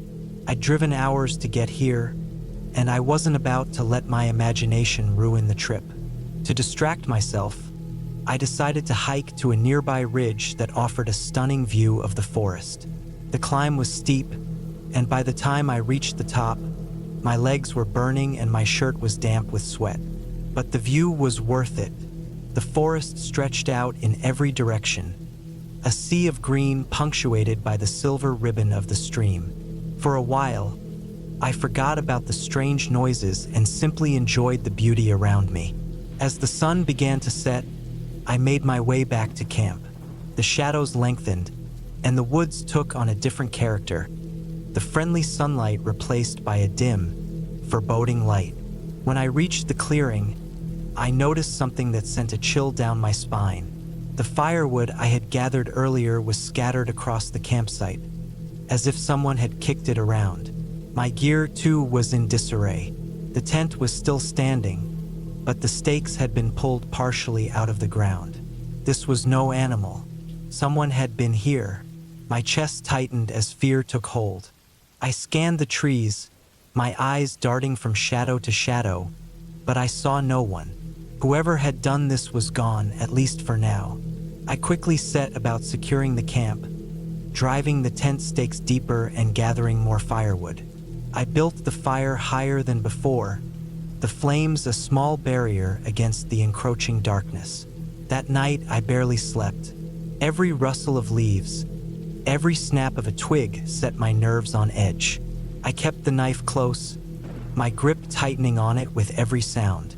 At some point, exhaustion overcame me, and I drifted into a fitful sleep. When I woke, it was early morning, the first light of dawn filtering through the trees. The camp was untouched, and for a moment, I wondered if I'd imagined the whole thing. But as I packed up my gear, I found something that shattered that illusion. Carved into the trunk of a tree at the edge of the clearing were 3 deep, deliberate slashes. They hadn't been there the day before. My hands trembled as I traced the marks. This was no accident, no animal. Someone was trying to send a message. I didn't waste any more time. I threw my gear into my pack and doused the fire. The hike back to the car felt interminable, every sound a potential threat. I kept glancing over my shoulder, half expecting to see someone following me. When I finally reached the dirt road and saw my car, relief washed over me. I tossed my pack into the trunk and got behind the wheel, locking the doors before starting the engine. As I drove away, the tension began to ease, but the questions remained. Who had been in my camp? What did they want? I'll never know for sure, but one thing is certain. I won't be camping alone again. The wilderness may offer peace, but it also holds its share of dangers, and not all of them come from nature.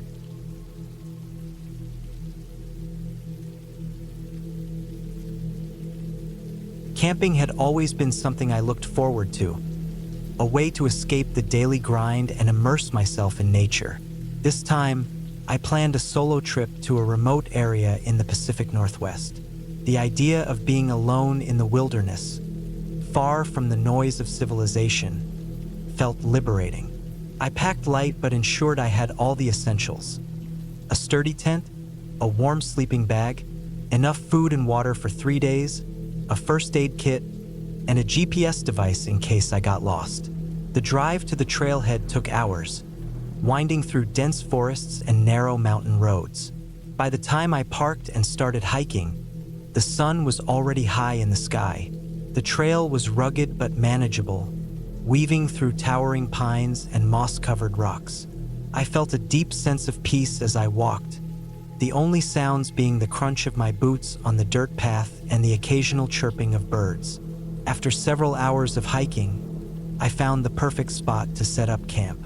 It was a small clearing surrounded by trees, with a view of a sparkling creek nearby. The water looked so clear and pristine that it seemed almost untouched by human hands. I pitched my tent, gathered some firewood, and prepared a simple meal. As the sun dipped below the horizon, the forest came alive with the sounds of crickets and rustling leaves. I sat by the fire, watching the flames dance and feeling completely at ease. That night, I slept deeply. The cool air and the gentle rustling of the trees lulled me into a peaceful slumber. But when I woke up the next morning, I noticed something strange. My backpack, which I had left just outside the tent, was unzipped. Nothing seemed to be missing, but I could have sworn I had zipped it up before going to bed. I shrugged it off, assuming I must have been careless. Still, a small part of me felt uneasy. I decided to spend the day exploring the area. The forest was dense, but there were faint animal trails that made it easier to navigate. I followed one trail that led me to a small, secluded lake. The water was so still that it mirrored the sky above, creating a perfect reflection of the scattered clouds. I spent hours there, basking in the tranquility and taking in the beauty around me. By the time I returned to my campsite, the sun was beginning to set again.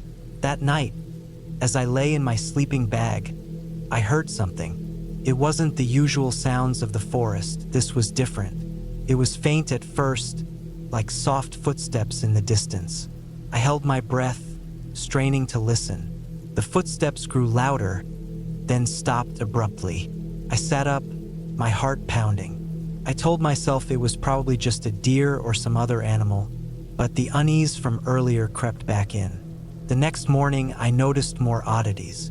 A pile of firewood I had stacked was scattered around, as if someone or something had knocked it over. Again, nothing was missing, but the sense that I wasn't alone began to weigh on me. I decided to cut my trip short and pack up.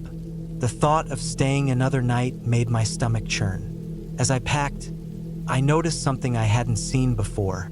Near the edge of the clearing, partially hidden under some leaves, was a small, weathered object.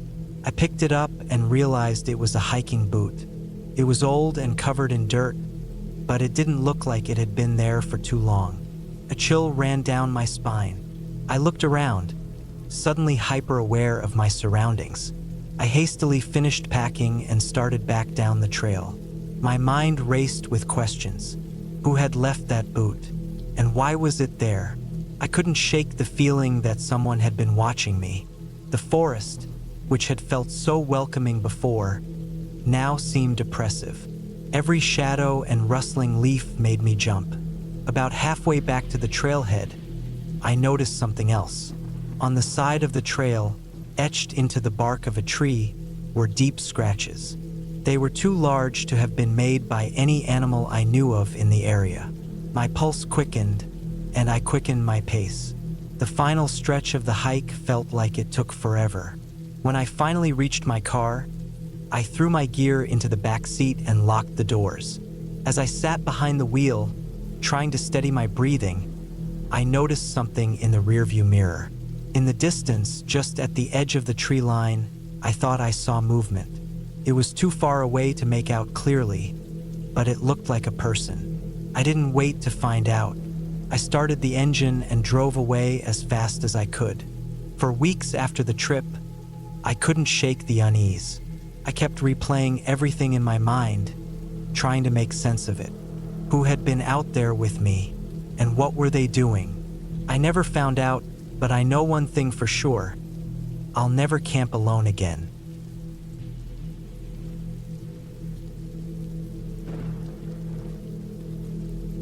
It all started with a simple idea: to get away from the noise of daily life. I had a week off work, and the thought of spending it in the wilderness felt like the perfect escape. There was a spot I'd been meaning to visit for a while, deep in the forest, about a 5-hour drive from the city. It wasn't a well-known campsite, which was exactly what I wanted. I packed my gear: a sturdy tent, a sleeping bag, enough food for a few days, and all the essentials.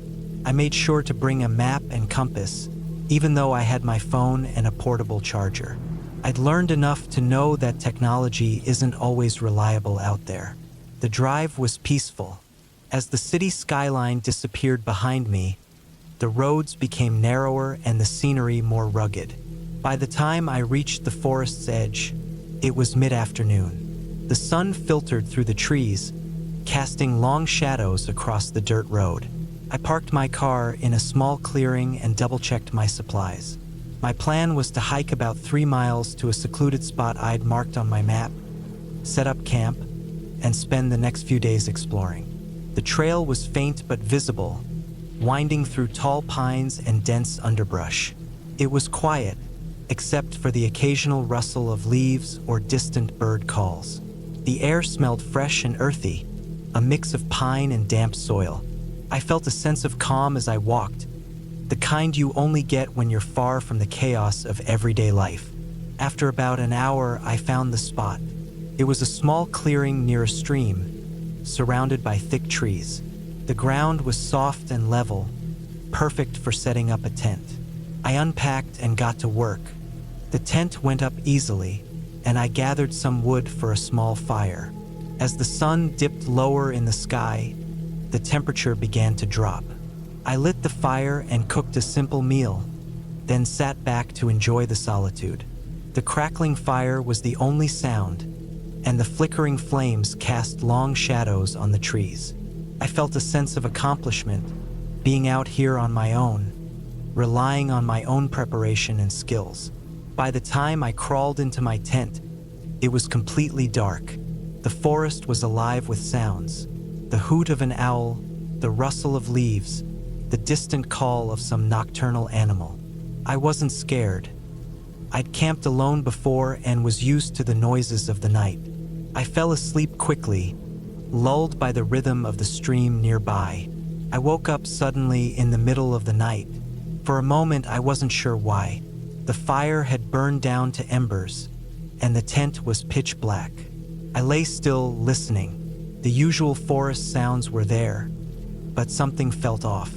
It took me a moment to realize what it was. There was a faint crunching sound, like footsteps, coming from the woods. They were slow and deliberate, not the random scurrying of an animal. I told myself it was probably a deer or some other harmless creature. Still, I felt uneasy. I reached for my flashlight and shone it through the tent's thin fabric. The beam illuminated the trees outside but revealed nothing unusual. The crunching stopped. I waited, holding my breath, but the sound didn't return. Eventually, I convinced myself it was nothing and lay back down. Sleep didn't come easily, but I must have dozed off eventually. The next morning, the unease from the night before felt like a distant memory. The sun was shining, and the forest seemed peaceful again. I decided to spend the day exploring the area. I followed the stream for a while, enjoying the quiet and taking in the scenery. The forest was dense, and I didn't see another soul. That was part of the appeal, though. I wanted to be alone. By midday, I'd covered a few miles and decided to head back to camp for lunch. As I approached, something caught my eye. At first, I couldn't quite place it, but as I got closer, I realized what it was. There were footprints in the soft dirt near my tent. Human footprints. They weren't mine. They were larger and deeper, as if made by someone heavier than me. They circled my tent and led off into the woods. A chill ran down my spine. I stood there for a long moment, staring at the tracks. I hadn't seen or heard anyone, and this area wasn't exactly a popular hiking spot. Who could it have been? And why had they been near my tent? I looked around, but there was no sign of anyone. The forest was silent, almost oppressively so. I decided to stay calm. Maybe it was just another hiker passing through. Still, I couldn't shake the feeling that something wasn't right. I spent the rest of the day close to camp, keeping an eye out for anything unusual. As evening fell, I built another fire and tried to push the footprints out of my mind. I told myself I was overreacting, letting my imagination get the better of me. That night, I couldn't sleep. I lay in my tent, every little sound amplified in the silence. Around midnight, I heard it again, the crunching of footsteps. This time, they were closer. My heart pounded as I reached for my flashlight. I unzipped the tent just enough to peek outside. The fire was still burning low, casting a dim glow over the clearing. I scanned the area but saw nothing. The footsteps stopped. I stayed awake for hours, too scared to close my eyes. Eventually, the first light of dawn filtered through the trees, and I felt a wave of relief. I stepped outside, exhausted but determined to figure out what was going on. That's when I noticed something new. Near the edge of the clearing, there was a small pile of rocks that hadn't been there before. It looked deliberate, like someone had stacked them carefully. I'd had enough. This was no longer the peaceful getaway I'd envisioned. I packed up my gear as quickly as I could, constantly glancing over my shoulder. The forest felt different now, less welcoming. Every shadow seemed to hide something. Every sound felt like a warning. The hike back to my car was nerve-wracking. I couldn't shake the feeling that I was being watched. I kept my pace steady but fast, trying not to let my fear take over. When I finally reached the clearing where I'd parked, I felt a huge sense of relief. That relief was short-lived, though. As I approached my car, I saw something that made my stomach drop. Scratched into the dirt on the driver's side door was a single word: leave. My hands were shaking as I unlocked the car and climbed in. I started the engine and sped down the dirt road, not stopping until I was miles away. Even then, I couldn't relax. I kept checking the rearview mirror, half expecting to see someone following me. When I finally got home, I tried to make sense of what had happened. I told myself it was probably just some local messing with me, someone who didn't like outsiders camping in their woods. But deep down, I wasn't so sure. Whoever it was, they'd gone out of their way to make me feel unwelcome. The footprints, the rocks, the message on my car. It all felt too deliberate. I haven't been camping since. I still think about that trip sometimes, replaying every detail in my mind, trying to find a logical explanation. But the truth is, I'll probably never know who was out there with me or what they wanted. All I know is that I've never felt truly alone in the woods again, even when I'm miles away from anyone. And maybe that's a good thing. Maybe solitude isn't as safe as we like to think.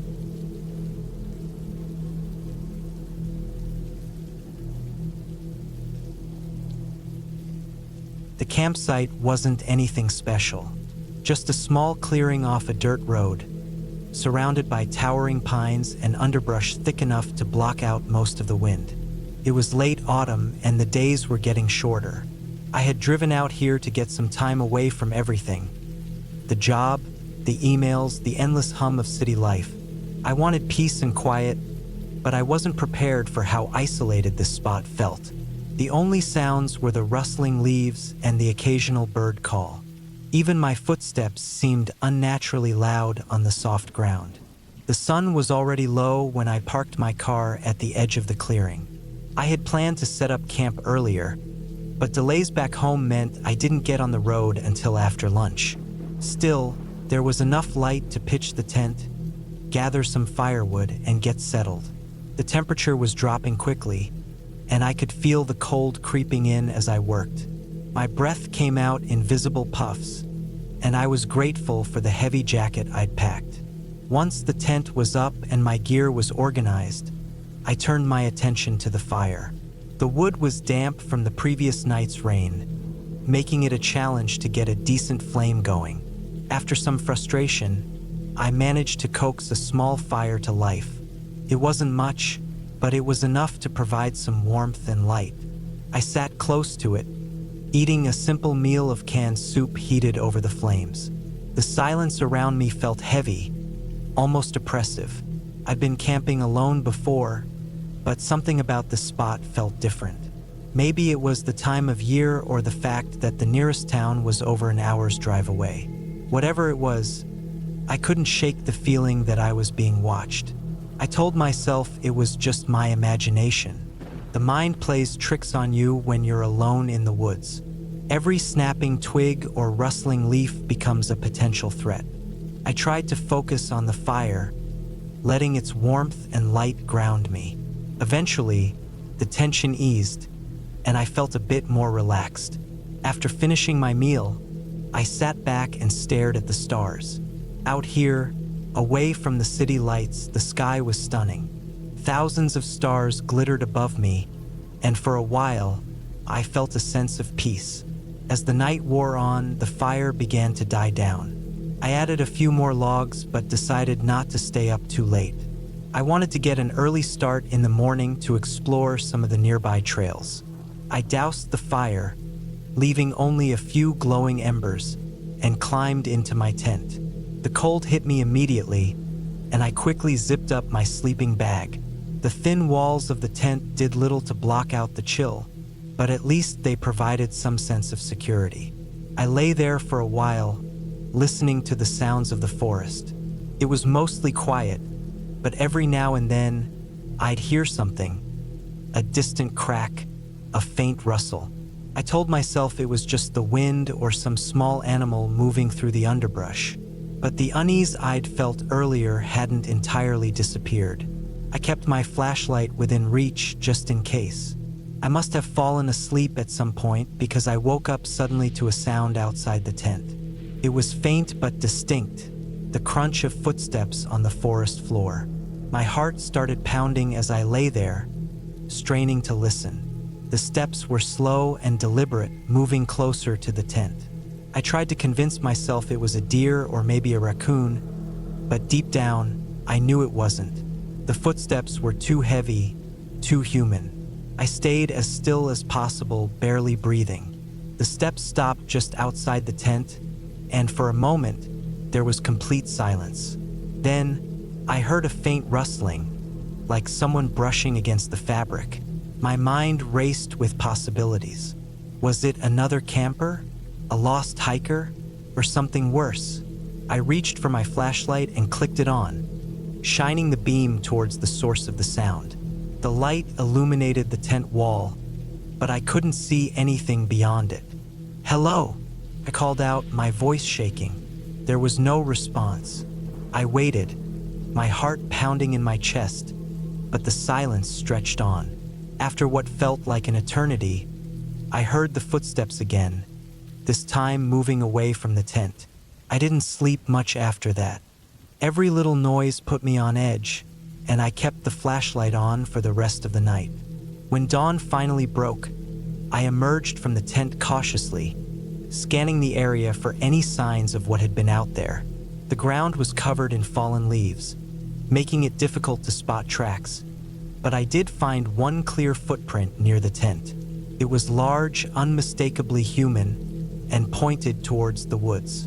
I debated packing up and leaving right then, but part of me didn't want to let fear ruin the trip. I convinced myself it was probably just a hunter or another camper passing through. Still, I couldn't shake the feeling of unease. I decided to stick close to the campsite that day and avoid venturing too far into the woods. As the hours passed, the events of the previous night began to feel less threatening.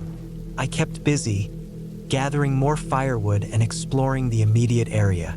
By the time evening rolled around, I felt a bit more confident. I built a larger fire that night, its bright flames providing a sense of security. I stayed up later, watching the fire and trying to enjoy the solitude. But as the night deepened, the familiar feeling of being watched returned. Around midnight, I heard the footsteps again. This time, they came from the direction of the woods, slow and deliberate. I grabbed my flashlight and shone it towards the trees, but the beam revealed nothing. The footsteps stopped abruptly, and the silence that followed was even more unnerving. I shouted into the darkness, demanding whoever it was to show themselves. There was no response, just the faint crackle of the fire and the rustling of leaves. I didn't sleep at all that night. I sat by the fire, clutching a heavy branch I'd found earlier, ready to defend myself if necessary. The footsteps didn't return, but the sense of unease lingered. When morning finally came, I made the decision to pack up and leave. As much as I hated to cut the trip short, my gut told me it wasn't safe to stay. As I loaded my gear into the car, I felt a mix of relief and frustration. I'd wanted an escape, a chance to reconnect with nature and find some peace.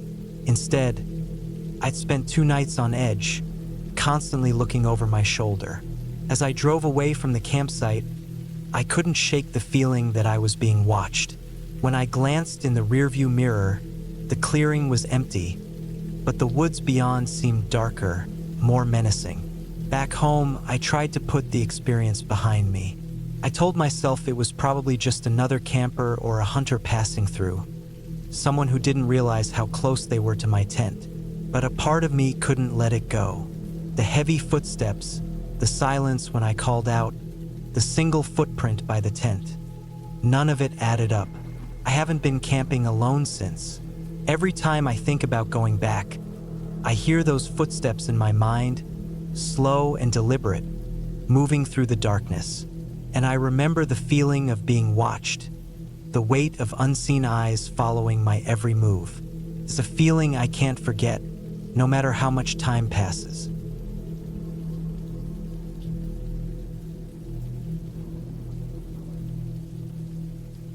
I decided to take a solo camping trip to clear my head. Life had been overwhelming, and I needed a break from the constant noise of the city. The idea of spending a few days in the wilderness seemed like the perfect way to recharge. I chose a remote area in the mountains, a spot I'd heard about from a coworker who'd raved about its pristine beauty and solitude. It wasn't a designated campground, but that was part of the appeal. I wanted to be alone, surrounded only by nature. I packed carefully, making sure I had all the essentials: a sturdy tent, a sleeping bag, enough food for 3 days, a water filter, a first aid kit, and a map of the area. I even brought a small GPS device, though I didn't plan to use it unless absolutely necessary. My phone wouldn't have service out there, but I told a friend where I was going and when to expect me back. I figured I was prepared for anything. The drive to the trailhead took about 4 hours, and the last stretch was on a narrow dirt road that twisted through dense forest. When I finally arrived, there was no one else around. It was exactly what I'd hoped for: quiet and secluded. I parked my car, shouldered my backpack, and started hiking. The trail was faint, more of a suggestion than a path, but I followed it confidently. The map showed that it would lead me to a small lake about 6 miles in, where I planned to set up camp. The hike was harder than I expected. The trail climbed steadily, and the weight of my pack made every step feel like a challenge. The forest was thick, the trees towering above me and blocking out much of the sunlight. Occasionally, I'd hear the rustle of leaves or the snap of a twig, but I didn't see any wildlife. Still, the air was fresh, and the solitude was exactly what I'd been craving. By the time I reached the lake, my legs were aching, but the view was worth it. The water was crystal clear, surrounded by rugged cliffs and tall pines. Felt like I'd stumbled into a postcard. I found a flat spot near the lake and set up my tent. After unpacking my gear, I filtered some water and made a simple dinner of instant noodles and jerky. As the sun dipped below the horizon, the temperature dropped quickly. I put on a jacket and sat by the water, watching the sky turn shades of pink and orange. It was so quiet that I could hear my own breathing. For the first time in weeks, I felt at peace. That night, I lay in my tent listening to the sounds of the forest. The occasional hoot of an owl or the rustle of leaves was comforting at first, a reminder that I wasn't completely alone out here. But as the hours dragged on, I started to feel uneasy. There was a strange, intermittent noise I couldn't identify, a faint thudding, like someone was tapping on wood. It wasn't constant, just enough to keep me on edge. I told myself it was probably a branch knocking against a tree in the wind. Still, I had trouble falling asleep. The next morning, I woke up early, determined to make the most of the day. I decided to explore the area around the lake. I left most of my gear at the campsite, taking only a small day pack with water, snacks, and my map. The forest was beautiful, but it felt different in the daylight. Less intimidating, more inviting. I followed the shoreline, occasionally venturing into the woods to check out interesting rock formations or clusters of wildflowers. I even found a small stream that fed into the lake, its water sparkling in the sunlight. As I hiked, I couldn't shake the feeling that I was being watched. It wasn't anything obvious, just a subtle sense of unease. I kept glancing over my shoulder, expecting to see a deer or maybe a bear, but there was nothing. The forest was silent, almost unnaturally so. The usual sounds of birds and insects were absent. I tried to brush it off, telling myself I was just letting my imagination get the better of me. After all, I was alone in an unfamiliar place. It was natural to feel a little paranoid. Around midday, I decided to head back to camp. When I arrived, something felt off. I couldn't quite put my finger on it at first, but then I noticed that some of my gear had been moved. My water bottle, which I'd left next to my tent, was now lying on the ground a few feet away. A small bag of trail mix was open, its contents scattered. My first thought was that an animal had gotten into my stuff, but nothing was damaged, and there weren't any bite marks. It was as if someone had picked through my belongings and then left them behind. I felt a chill run down my spine. I'd seen no signs of other people since I'd arrived. The thought that someone might be out here, messing with my gear, was deeply unsettling. I scanned the area but saw no one. The forest was as quiet as ever. I decided to pack up and move to a different spot, farther from the lake. I didn't want to stay in a place where someone might have been lurking. After hiking for about an hour, I found another campsite. It wasn't as picturesque as the first, but it felt safer. I set up my tent again and tried to settle in, but I couldn't shake the feeling of unease. That night, the strange tapping sound returned. This time, it was closer, and I could hear it moving around, as if whatever was making the noise was circling my campsite. My heart pounded in my chest as I lay there, straining to hear over the sound of my own breathing. I gripped my flashlight tightly, ready to turn it on at the slightest hint of trouble. Eventually, the tapping stopped, and I must have fallen asleep, though it was fitful at best. When I woke up the next morning, I was exhausted but determined to figure out what was going on. I decided to hike back to my car and cut the trip short. The peace and solitude I'd been seeking had turned into a source of anxiety. As I packed up my gear, I noticed something that made my blood run cold. There were footprints around my tent, human footprints. They weren't mine. They were larger and fresher. Someone had been here, walking around my campsite while I slept. My hands trembled as I finished packing. I felt exposed, vulnerable. Whoever had been out here with me wasn't trying to hide their presence anymore. The hike back to the car was a blur. I kept glancing over my shoulder, half expecting to see someone following me. The forest, once a place of beauty and peace, now felt oppressive, its shadows hiding unknown threats.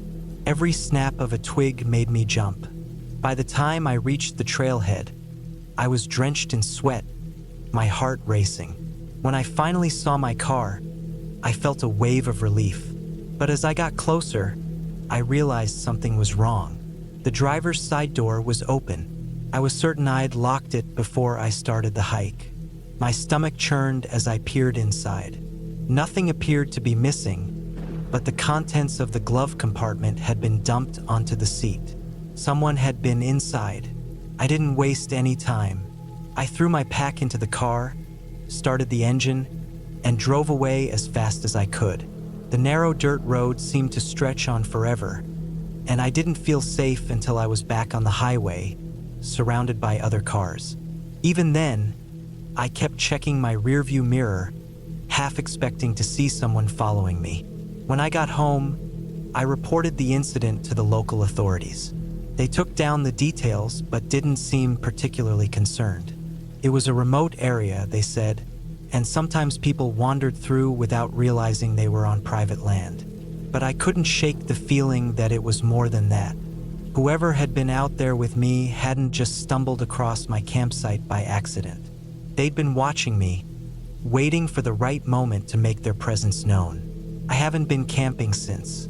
The wilderness, once a place of solace and renewal, now feels like a place of danger. I still think about that trip sometimes, wondering who was out there and what they wanted. I'll probably never know, but one thing is certain. I'll never take solitude for granted again.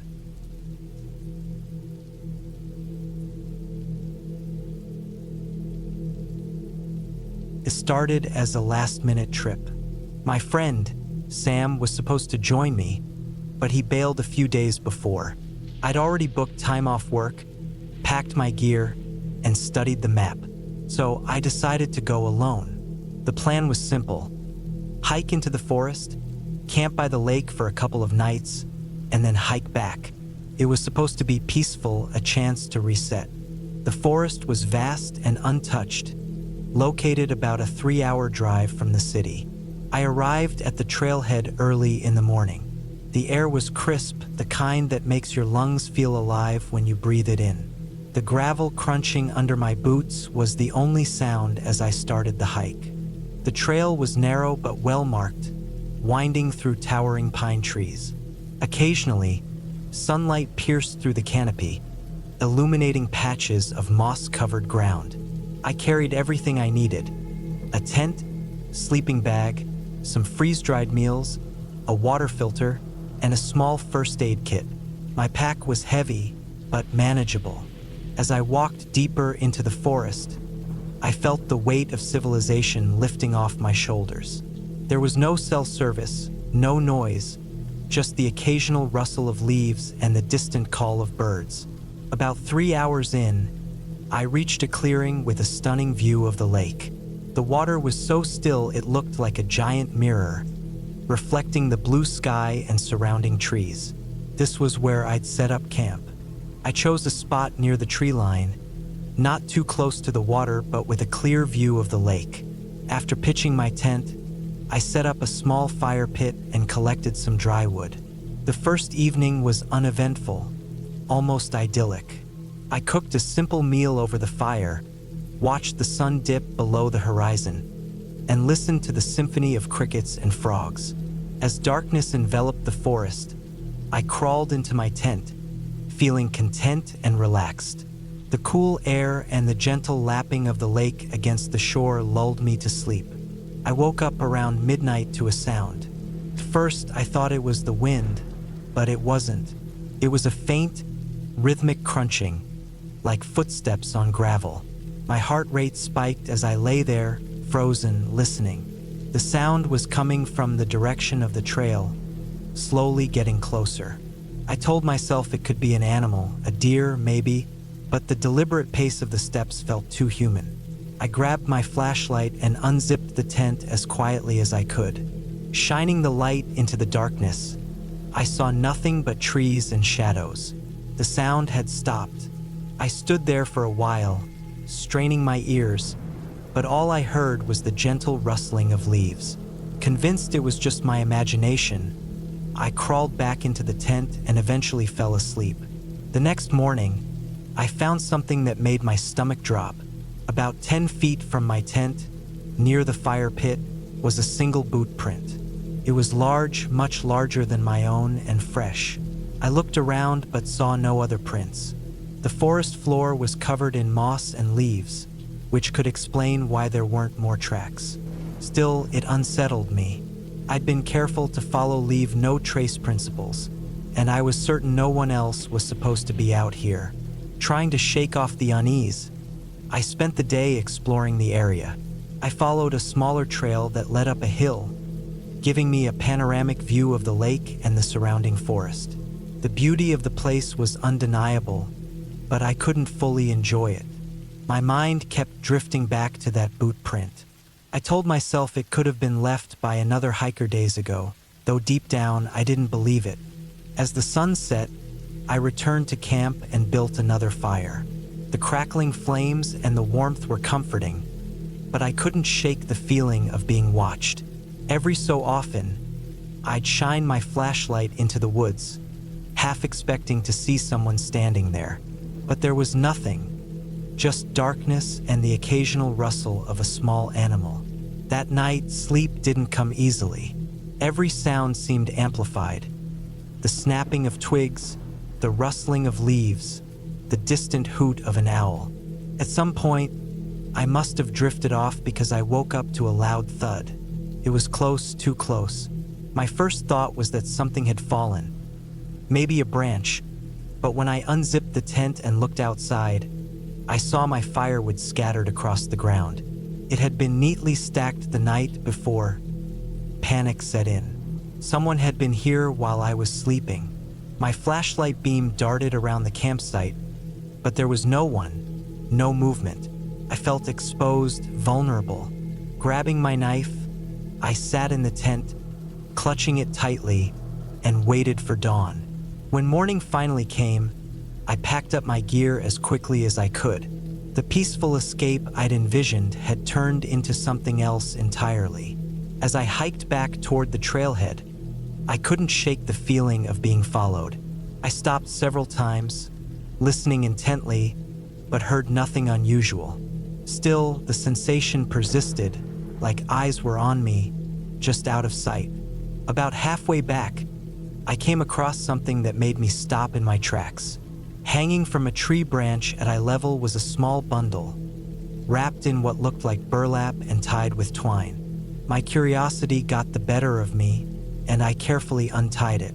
Inside were three things: a rusty nail, a tuft of hair, and a small piece of paper with a single word scrawled on it: "Leave." My hands trembled as I dropped the bundle and hurried back to the trail.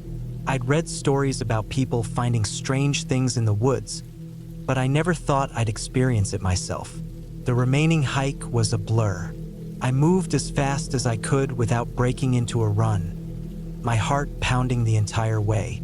When I finally reached my car, I threw my pack into the back seat and locked the doors. As I drove away, I kept glancing in the rearview mirror, half expecting to see someone standing at the edge of the forest, watching me. But there was no one. I don't know who left that boot print or the bundle, and I don't want to know. What I do know is that I'll never camp alone again. The forest, once a place of peace and solitude, now feels like a place where I don't belong. And maybe that's the point. Some places aren't meant to be shared.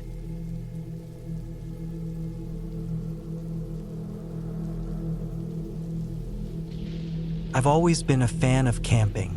The quiet nights under a canopy of stars, the crackling of a campfire, and the feeling of being surrounded by nature. It all brought me peace. But after this trip, I'm not sure I'll ever step foot in the woods again. It was late September, and the weather was perfect for camping. The days were warm but not too hot, and the nights were just cool enough to make a fire necessary. I'd picked a remote spot in the mountains, far from any towns or even well-traveled trails. The idea was to disconnect completely, no phone, no emails, no people. Just me and the wilderness. The hike to the campsite was challenging but manageable. I'd packed light, just the essentials: a tent, sleeping bag, some dried food, water purification tablets, and a small first aid kit. By the time I reached the clearing where I planned to set up camp, the sun was already dipping low on the horizon, painting the sky in shades of orange and pink. The spot was perfect. It was a small clearing surrounded by tall pines, with a stream running nearby. I pitched my tent near the edge of the clearing, close enough to the stream that I could hear the gentle gurgling of water. After setting up camp, I built a small fire and cooked a simple meal. As the night fell, the stars came out in full force, and I sat by the fire, soaking in the solitude. The first night was uneventful. I fell asleep to the sounds of the forest, crickets chirping, the rustling of leaves in the breeze, and the occasional hoot of an owl. When I woke up the next morning, the sun was shining, and everything felt calm and serene. I spent the day exploring the area, following the stream as it wound its way through the forest. I even found a small waterfall, where I sat for a while, enjoying the sound of the water crashing against the rocks. By the time I returned to camp, the sun was beginning to set again. I started another fire, cooked dinner, and settled in for another quiet night. But as the darkness deepened, I began to feel off. It's hard to describe, but there was a sense of unease that hadn't been there the night before. The forest seemed quieter than usual, and the shadows cast by the firelight felt darker, more oppressive. I tried to shake it off, telling myself it was just my imagination. After all, I was alone in the middle of the woods. It was natural to feel a little spooked. But as the night wore on, the feeling of unease only grew stronger. I kept glancing over my shoulder, certain that I was being watched. Every rustle of leaves or snap of a twig set my heart racing. Around midnight, I decided to call it a night. I doused the fire, crawled into my tent, and zipped it up tight. But sleep didn't come easily. I lay there in the dark, straining to hear any sounds outside the tent. The forest was eerily quiet now, with only the occasional rustle breaking the silence. And then I heard it. Footsteps, faint at first but unmistakable. They were slow and deliberate, crunching softly on the forest floor. My breath caught in my throat, and I froze, listening intently. The footsteps seemed to circle my campsite, moving closer and then farther away. I wanted to believe it was an animal, a deer, maybe, or a curious raccoon. But deep down, I knew it wasn't. The steps were too heavy, too measured. I lay there, paralyzed with fear, as the footsteps continued. At one point, they stopped right outside my tent. I held my breath, praying whoever or whatever was out there would just leave. After what felt like an eternity, the footsteps moved away, fading into the distance. I didn't sleep at all that night. When the first light of dawn broke through the trees, I cautiously unzipped my tent and peeked outside. The clearing looked just as I'd left it, but I couldn't shake the feeling that something was off. I checked around the campsite for any signs of intruders but found nothing. No footprints, no broken branches, nothing to suggest that anyone had been there. Despite my unease, I decided to stay one more night. I convinced myself that I'd imagined the whole thing, that it was just my mind playing tricks on me. The day passed uneventfully, but as the sun set and darkness fell, the sense of dread returned. That night, I didn't bother with a fire. I sat in the dark, my flashlight in hand, listening for any sounds. For hours, there was nothing, just the wind in the trees and the occasional chirp of a cricket. But then, just like the night before, I heard the footsteps. This time, they were louder, more deliberate. They circled the campsite again, coming closer and closer to my tent. My heart was pounding so hard I thought it might burst. I gripped my flashlight tightly, ready to use it as a weapon if I had to. And then the footsteps stopped, right outside my tent. I could hear breathing now, heavy, labored breaths, as if whoever was out there had been running. I didn't move. I didn't even blink. I just sat there, clutching my flashlight, waiting for something to happen. After what felt like an eternity, the breathing stopped, and the footsteps moved away again. I stayed awake until dawn, too terrified to close my eyes. When the sun finally rose, I packed up my gear as quickly as I could and left the campsite. The hike back to my car was nerve-wracking. Every sound, every shadow made me jump. I kept looking over my shoulder, half expecting to see someone following me. But the trail was empty, and I didn't see another soul until I reached the parking lot.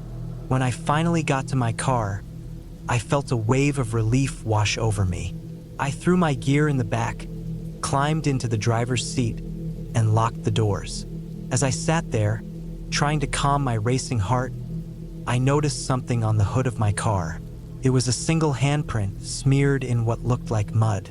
But when I looked closer, I realized it wasn't mud. It was blood.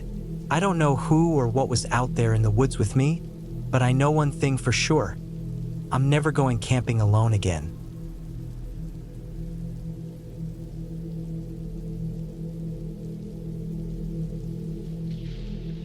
I've always loved the outdoors. Growing up, my dad and I would spend weekends hiking through dense forests and pitching tents in remote places. The silence of the wilderness, the crackle of the campfire, and the occasional rustling of leaves at night always gave me a sense of peace. But one camping trip changed that for good. It was late September when I decided to go on a solo camping trip. The summer crowds had faded, leaving the forests quieter than usual. I planned to spend 3 days hiking through a less traveled trail in the Green Mountains, a place I'd explored with my dad years ago. It was supposed to be a way to disconnect from the noise of daily life, to find some clarity. I packed my gear, a sturdy tent, sleeping bag, enough food, a GPS, and a first aid kit. My backpack was heavier than I liked, but I figured it was better to be over-prepared than caught off guard. The first day was uneventful, just as I had hoped. The trail was rugged but manageable. winding through thick forests with the occasional clearing that offered breathtaking views of the mountains. The weather was perfect, with crisp air and clear skies. I stopped for lunch by a small stream, the sound of water gurgling over rocks adding to the serenity. By late afternoon, I found a flat spot to set up camp near a cluster of tall pines. I pitched my tent, gathered some firewood, and cooked a simple meal. As the sun dipped below the horizon, I sat by the fire, staring into the flames and listening to the sounds of the forest. Crickets chirped, and an owl hooted in the distance. I felt completely at ease. The second day started just as smoothly. I broke camp early and continued along the trail. The terrain became steeper, the trees denser. Around midday, I reached a ridge with a stunning view of the valley below. I stood there for a while, taking it all in before pressing on. That afternoon, the trail became harder to follow. Fallen leaves covered the path, and some of the trail markers were faded or missing. I relied on my GPS to stay on course. It wasn't the first time I dealt with this, so I wasn't too worried. By late afternoon, I started looking for a place to camp. The ground was uneven, and the forest was thicker than I'd expected. Eventually, I found a small clearing. It wasn't ideal, the ground was sloped slightly, and the trees around it felt oppressively close, but it would have to do. As I set up my tent, I noticed how quiet it was. The usual forest sounds were absent. No birds, no rustling leaves, just an eerie stillness. I brushed it off as my imagination and focused on building a fire. That night, I couldn't shake the feeling that something was off. The silence was unsettling, and I kept glancing over my shoulder, half expecting to see something lurking in the shadows. When I finally crawled into my tent, I struggled to fall asleep. Every little noise, the creak of a tree, the snap of a twig, made my heart race. But eventually, exhaustion took over and I drifted off. I woke up in the middle of the night to a sound. It wasn't loud, just a faint rustling, like someone or something moving through the underbrush. I lay there, holding my breath, straining to hear. The sound came again, closer this time. My mind raced.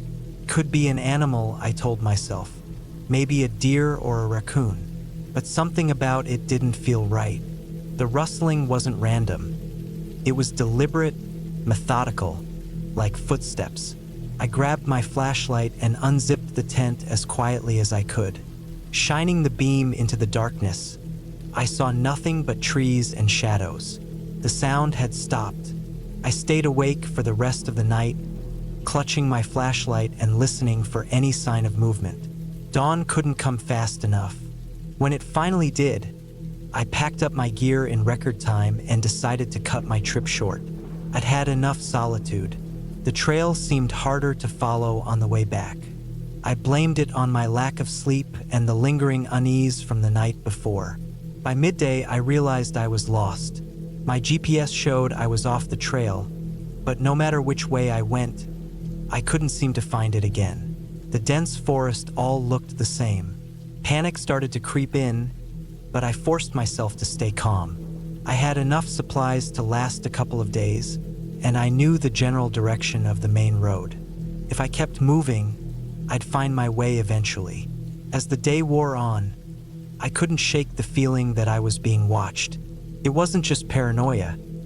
It was a gut feeling, a primal instinct screaming at me to stay alert. I kept glancing over my shoulder, scanning the trees for any sign of movement. But there was nothing, just the endless forest. By late afternoon, I stumbled upon a makeshift campsite. It wasn't marked on my map, and it didn't look like an official site. There was a fire pit surrounded by a few logs for seating, and a tarp strung between two trees. But what caught my attention was the state of it. The fire pit was cold, and the logs were weathered, suggesting it hadn't been used in a while. Yet there were fresh footprints in the dirt around the site. They weren't mine. A chill ran down my spine. I backed away slowly, trying not to make a sound. As I turned to leave, I heard it again, that deliberate rustling, the sound of footsteps. This time, they were behind me. I froze, my heart pounding so loudly I was sure it would give me away. Slowly, I turned, scanning the trees with my flashlight. For a moment, I thought I saw movement, a dark shape slipping between the trees. But it was gone before I could be sure. I didn't run. Running in the woods is a good way to trip and injure yourself, and I couldn't afford that. Instead, I walked as quickly and quietly as I could, putting as much distance between me and that campsite as possible. The footsteps didn't follow, but the feeling of being watched stayed with me. That night, I didn't make a fire. I found a spot that was as concealed as possible, surrounded by thick bushes, and set up my tent. I didn't eat. I didn't want to do anything that might draw attention. Instead, I sat in the darkness, clutching my flashlight and knife, and listening. The forest was alive with sounds, but none of them felt right. Every crack, every rustle, set my nerves on edge. At some point during the night, I must have dozed off because I woke up to the sound of something brushing against my tent. My blood ran cold. It was faint, like a hand running over the fabric. I stayed completely still, barely breathing. The brushing stopped, and for a moment, there was silence.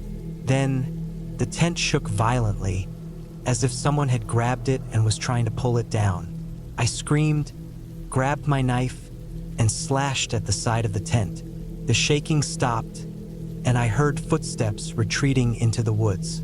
My hands were shaking so badly I could barely hold the knife. I didn't sleep for the rest of the night. As soon as the sun rose, I packed up and started moving. I didn't care which direction I was going. I just wanted to get out. By midday, I heard the faint sound of running water. Following it, I found a stream that wasn't marked on my map.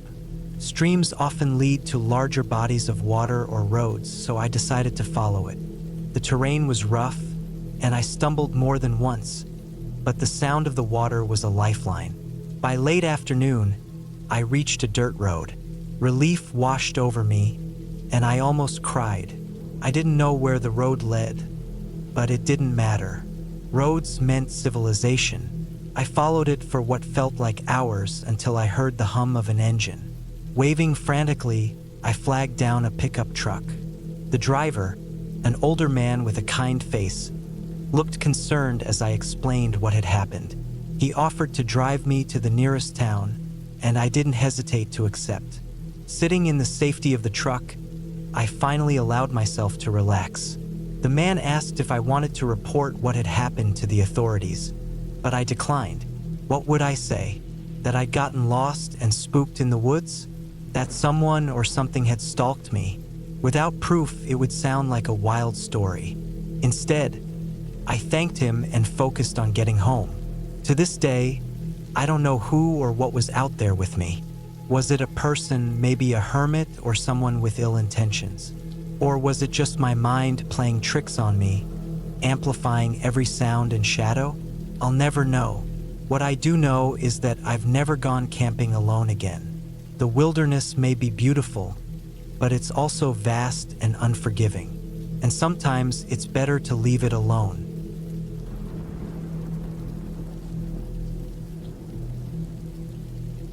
Camping in the wilderness has always been my escape from the grind of daily life. There's something about the quiet, the smell of pine trees, and the crackling of a campfire that soothes my mind. I'd been planning this trip for weeks, a solo adventure into a remote area I'd never explored before. I had my gear ready, a map of the region, and enough supplies to last 4 days.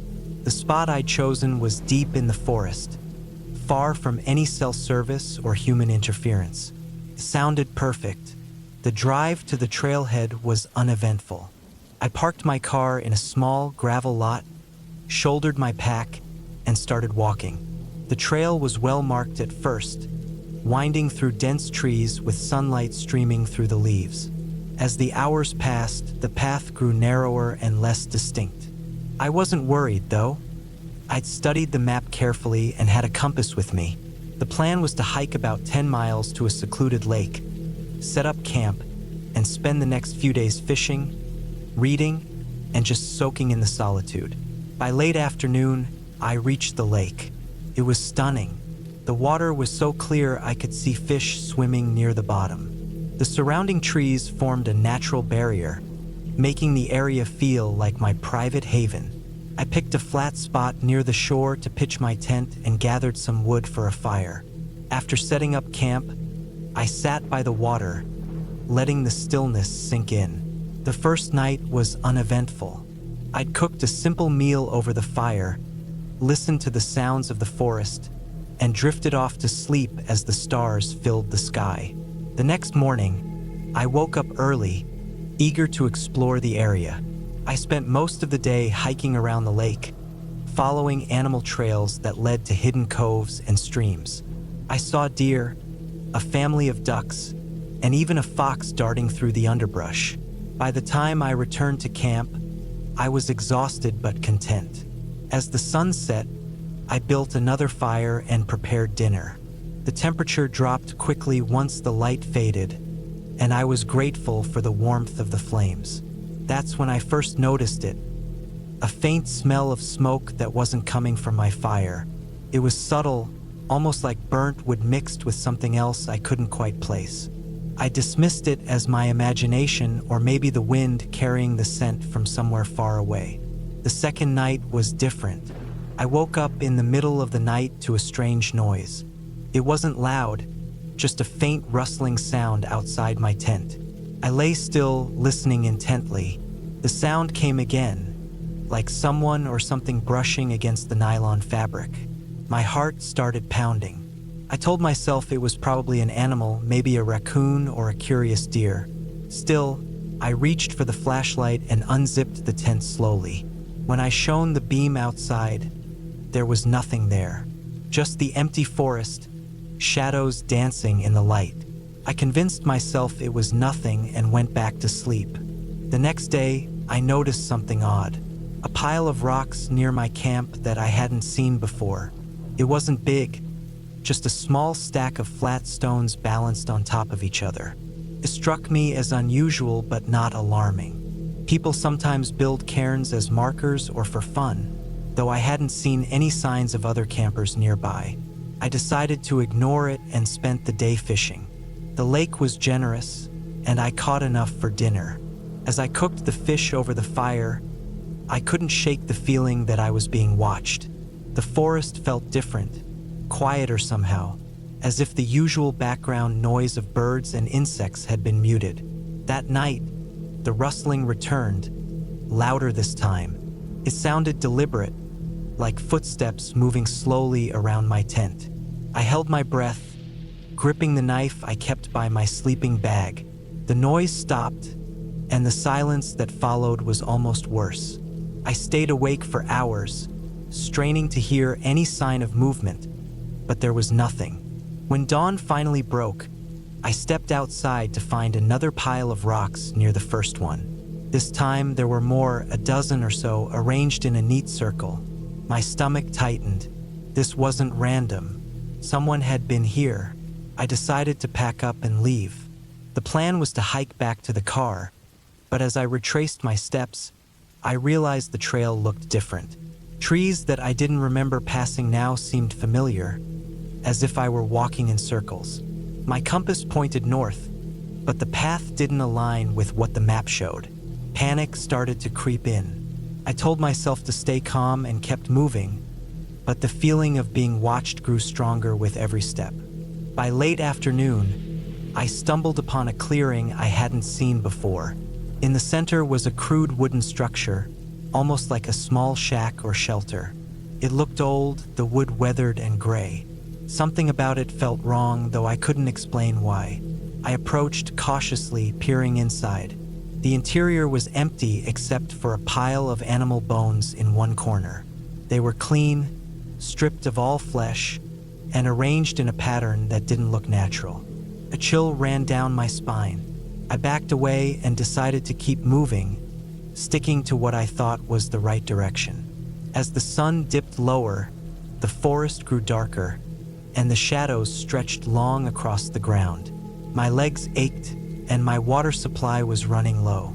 Just when I thought things couldn't get worse, I heard it again, the rustling, now coming from multiple directions.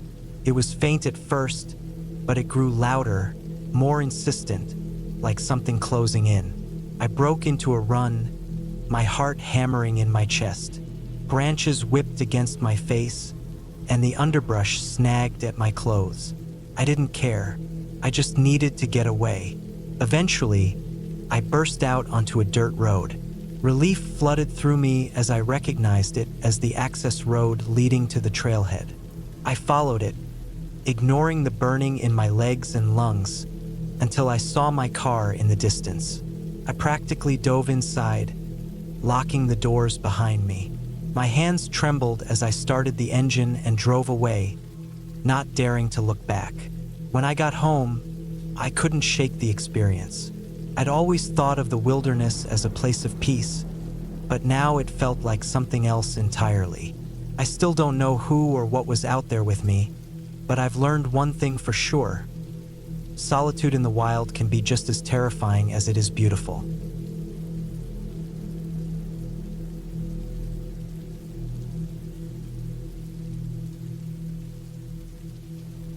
I've always enjoyed the solitude of camping alone. There's something peaceful about the quiet nights, the crackling campfire, and the feeling of being surrounded by nothing but wilderness.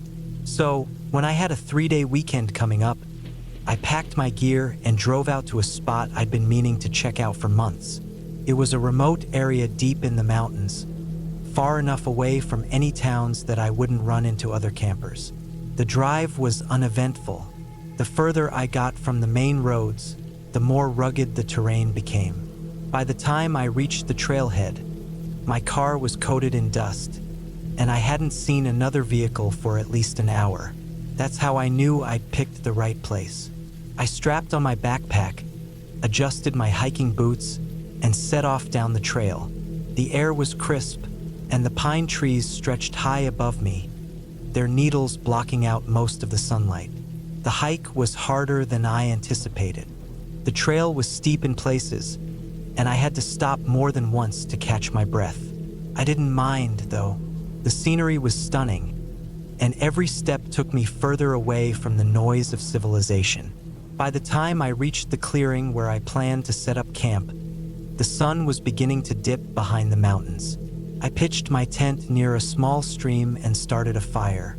The flames danced in the cool evening air, and I sat back with a sense of satisfaction. This was exactly what I needed. That first night was uneventful. I cooked a simple meal over the fire and listened to the sounds of the forest. The distant hoot of an owl, the rustling of leaves in the breeze. It was all so calming. When I finally crawled into my sleeping bag, I fell asleep almost immediately. The next morning, I woke up to the sound of birds chirping. I spent the day exploring the area, taking short hikes and snapping photos of the breathtaking views. By the time I returned to my campsite, I was exhausted but happy. I cooked dinner and settled in for another quiet night. That's when things started to feel off. It began with a noise. At first, I thought it was just the wind rustling the bushes, but it was too deliberate, too rhythmic. It sounded like footsteps. I froze, straining my ears to pinpoint the source. The sound seemed to be coming from the woods just beyond the edge of the clearing. I told myself it was probably an animal, a deer or maybe a raccoon, and tried to brush it off. But the footsteps didn't stop. They circled the perimeter of my campsite, staying just out of sight. I've camped enough to know that animals can get curious, especially if there's food around. Still, something about this felt different. The footsteps were too heavy for a small animal, and they moved with an unsettling precision. I grabbed my flashlight and shone it into the trees. The beam cut through the darkness, illuminating nothing but branches and leaves. The footsteps stopped. For a while, everything was silent. I sat by the fire, gripping the flashlight, my heart pounding in my chest. Eventually, I convinced myself that whatever it was had moved on. I put out the fire, crawled into my tent, and zipped it up tight. Took me a long time to fall asleep, and when I did, my dreams were restless. The next morning, I found something that made my stomach drop. Just outside my tent, the ground was disturbed. The dirt had been kicked up, and there were clear footprints. Human footprints. They circled my tent and then led off into the woods. I stared at them for a long time, trying to make sense of it. Was someone messing with me? How had they gotten so close without me hearing them? I decided to pack up and leave. The idea of spending another night out here didn't sit right with me anymore. As I was breaking down my tent, I felt the hairs on the back of my neck stand up. I turned around quickly, scanning the trees, but saw nothing. Still, the feeling of being watched was undeniable. The hike back to my car was nerve-wracking. Every snap of a twig, every rustle of leaves had me spinning around, expecting to see someone standing there. But the trail remained empty. When I finally reached the trailhead and saw my car, I felt a wave of relief. I threw my gear into the trunk and climbed into the driver's seat, eager to put as much distance between myself and that place as possible. As I started the engine, I glanced in the rearview mirror and froze. There, at the edge of the trailhead, partially hidden by the trees, was a figure. They were standing perfectly still, watching me. I couldn't make out any details, but the sight of them sent a chill down my spine. I didn't wait to get a better look. I hit the gas and sped down the dirt road, my hands gripping the wheel so tightly they hurt. Even now, I can't explain what happened. I've replayed it in my mind countless times, trying to make sense of it. Was it just a coincidence? Some other hiker who decided to camp nearby? Or was it something more sinister? All I know is that I've never gone camping alone since, and I don't think I ever will again.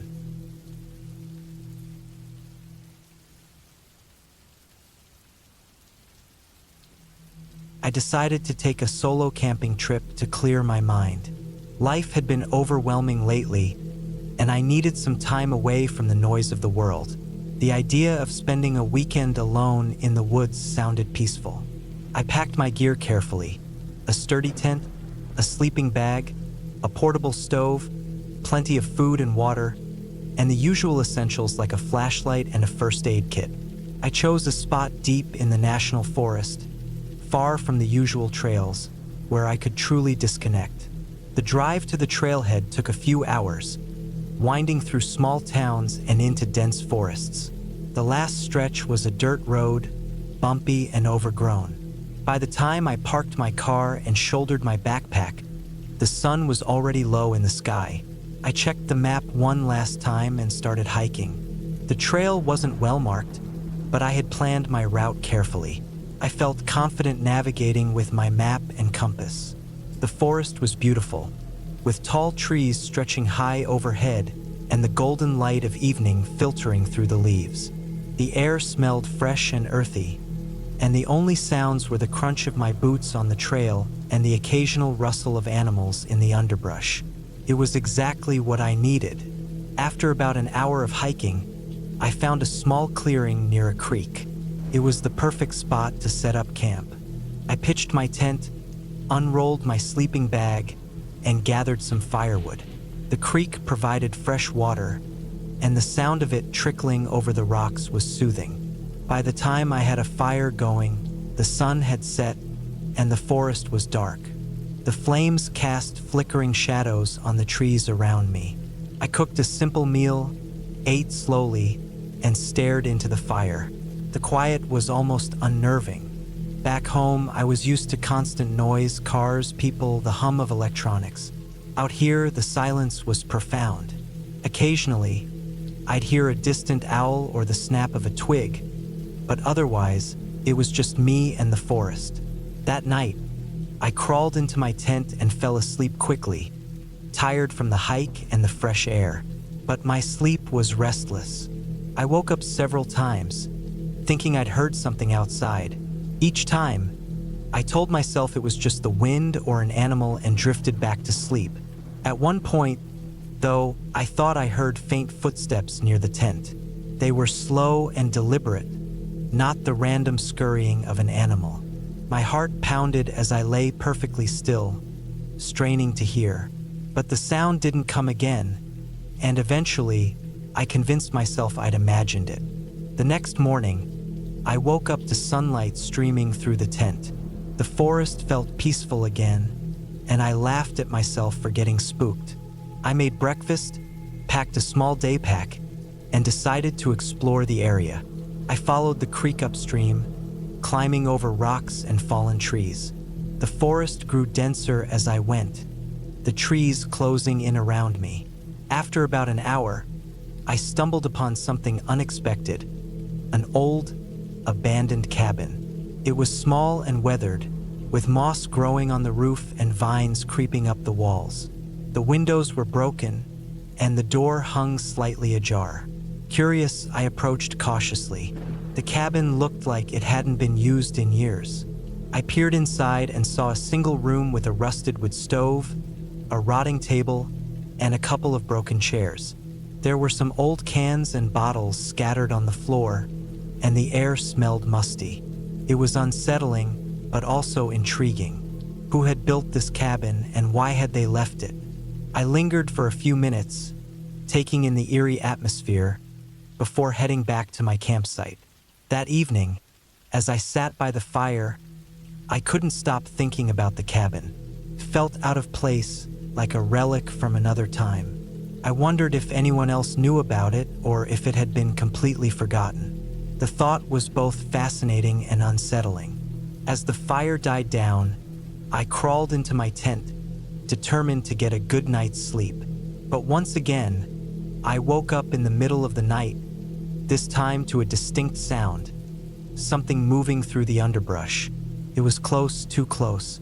My heart raced as I grabbed my flashlight and unzipped the tent just enough to shine the light outside. The beam illuminated the trees and bushes around my campsite, but I didn't see anything. The sound had stopped. I sat there for what felt like an eternity, listening. Then I heard it again, further away this time, the crunch of leaves and the snap of a twig. It was deliberate, like footsteps. I told myself it was probably a deer or some other animal, but I couldn't shake the feeling that something was off. Eventually, the sounds faded, and I lay back down, though it was a long time before I fell asleep. The next morning, I decided to move my campsite. I packed up my gear and hiked further into the forest, finding another spot near a different creek. This clearing felt more open, less claustrophobic. I set up camp again and spent the day exploring, trying to shake off the unease from the night before. But as evening fell, the feeling of being watched returned.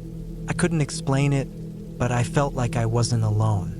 That night, I kept the fire burning longer than usual, hoping the light would keep whatever was out there at bay. I sat by the flames, clutching my flashlight and listening intently. The forest was alive with sounds, the chirping of crickets, the hoot of an owl, the rustle of leaves. But beneath it all, I thought I could hear something else, something faint and irregular. I couldn't pinpoint it, but it set my nerves on edge. When I finally crawled into my tent, I left the flashlight within arm's reach. I lay there for hours, wide awake, jumping at every little sound. Around midnight, I heard it again, the slow, deliberate crunch of footsteps. This time, they were closer than ever, circling my campsite. My mouth went dry, and my heart pounded so loudly I thought it would give me away. I didn't dare move. The footsteps stopped right outside my tent. I held my breath, clutching the flashlight like a weapon. Then, after what felt like an eternity, the sound moved away, fading into the distance. The first light, I packed up and left. I didn't care about finishing my trip or exploring further. I just wanted to get out of there. The hike back to my car felt endless. Every snap of a twig or rustle of leaves sent a jolt of fear through me. When I finally reached the trailhead and saw my car, I nearly cried with relief. I threw my gear into the back seat and drove away as fast as the dirt road would allow. Looking back, I can't explain what happened. Maybe it was just my imagination, fueled by the isolation and the eerie setting. Maybe it was an animal, curious about my campsite. But part of me wonders if someone was out there watching me, following me. I'll never know for sure. All I know is that I won't be camping alone again anytime soon.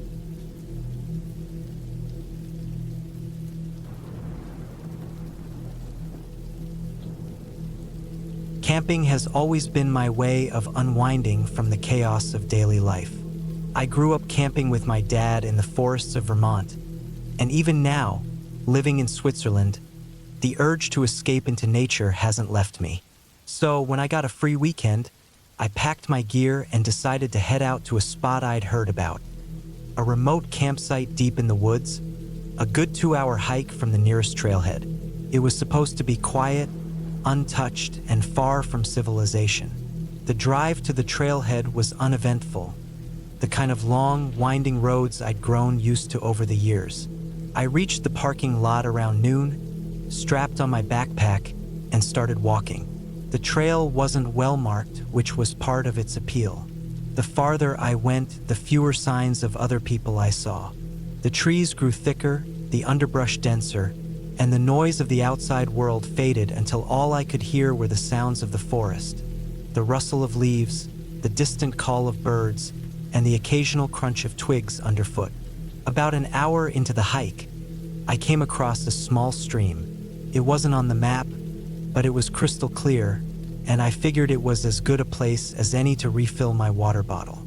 I knelt down, letting the cool water flow over my hands, and took a moment to appreciate the serenity. That's when I noticed something odd. A single muddy footprint on the opposite bank. It was human, bare, and larger than my own. I stood up, scanning the area, but saw no one. Shrugging it off as a random hiker who might have passed through earlier, I continued on. The trail became steeper as I climbed higher into the hills. The air grew cooler, the sunlight filtering through the canopy in dappled patches. By the time I reached the campsite, it was late afternoon. The spot was perfect. A small clearing surrounded by tall pines, with a flat area for my tent and a fire pit someone had built years ago. I set up my tent, gathered some firewood, and sat down to enjoy the solitude. As the sun dipped below the horizon, I started a fire and cooked a simple meal. The warmth of the flames and the sound of crackling wood were comforting. I sat there for hours, staring into the fire and letting my mind wander. The forest around me was dark and silent, the kind of quiet that can feel both peaceful and unsettling. Occasionally, I'd hear the snap of a branch or the rustle of leaves, but I told myself it was just the wind or some small animal. When I finally decided to call it a night, I doused the fire and crawled into my tent. The sleeping bag was warm, and the exhaustion from the hike made it easy to drift off. I don't know how long I slept before I woke up to a sound that made my heart race. The distinct crunch of footsteps on dry leaves, close to my tent. I froze, every muscle in my body tensing. The footsteps were slow and deliberate, moving around the campsite. I strained my ears, trying to determine how many there were, but it was hard to tell. My mind raced with possibilities. An animal? Another camper? Something more sinister? I didn't have a weapon, just a small camping knife and a can of bear spray. I reached for both, gripping them tightly as I lay there, listening. The footsteps stopped right outside my tent. I held my breath, the silence deafening.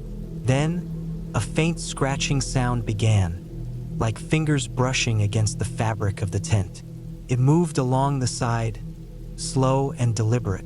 My heart was pounding so hard I thought whoever was out there might hear it. "Stay calm," I whispered to myself. "Don't panic." After what felt like an eternity, the scratching stopped. The footsteps resumed, moving away from the tent and into the woods. I didn't move for a long time, too scared to even breathe.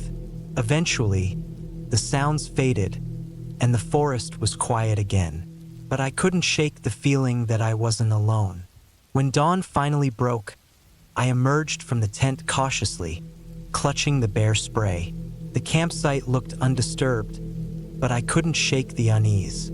I decided to pack up and head back to the trailhead. As I was rolling up my tent, I noticed something that made my blood run cold. A single muddy footprint near the edge of the clearing. It was bare, human, and identical to the one I'd seen by the stream. The hike back was nerve-wracking. Every sound, every shadow put me on edge. I kept looking over my shoulder, half expecting to see someone, or something, following me. The forest, which had felt so inviting the day before, now seemed ominous. The trees loomed taller, their branches twisting into shapes that played tricks on my mind. The trail felt longer, the path less familiar. I quickened my pace, driven by an instinctual need to get out. When I finally reached the parking lot, I was relieved to see my car exactly where I'd left it. I threw my gear into the back seat and got in, locking the doors before starting the engine. As I pulled onto the road, I glanced in the rearview mirror one last time. The trailhead was empty, but I couldn't shake the feeling that I was being watched. I drove straight home, vowing to stick to more populated campsites in the future. I don't know who or what was out there that night, but I've never felt more vulnerable in my life. Camping was supposed to be an escape, a way to connect with nature and find peace. But now, every time I think about pitching a tent in the woods, I can't help but remember the sound of those footsteps and the sight of that footprint. Whatever it was, it reminded me that the wilderness isn't as empty as we like to think. It's vast and unpredictable, and sometimes it's better to leave certain places untouched.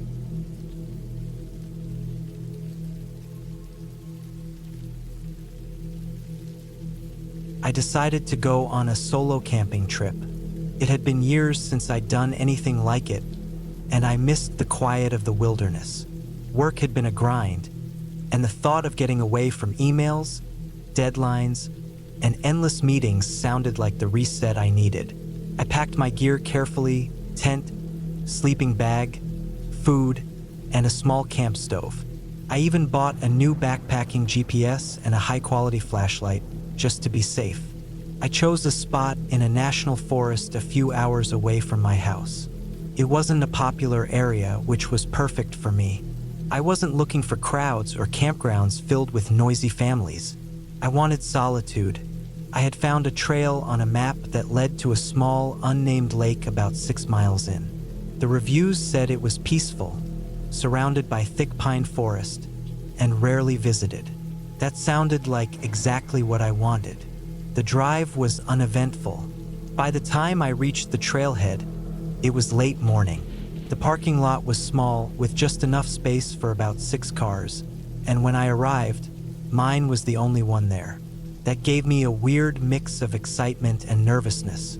I loved the idea of being alone in nature, but the thought of being truly isolated made me realize just how much I was relying on my gear and my own abilities.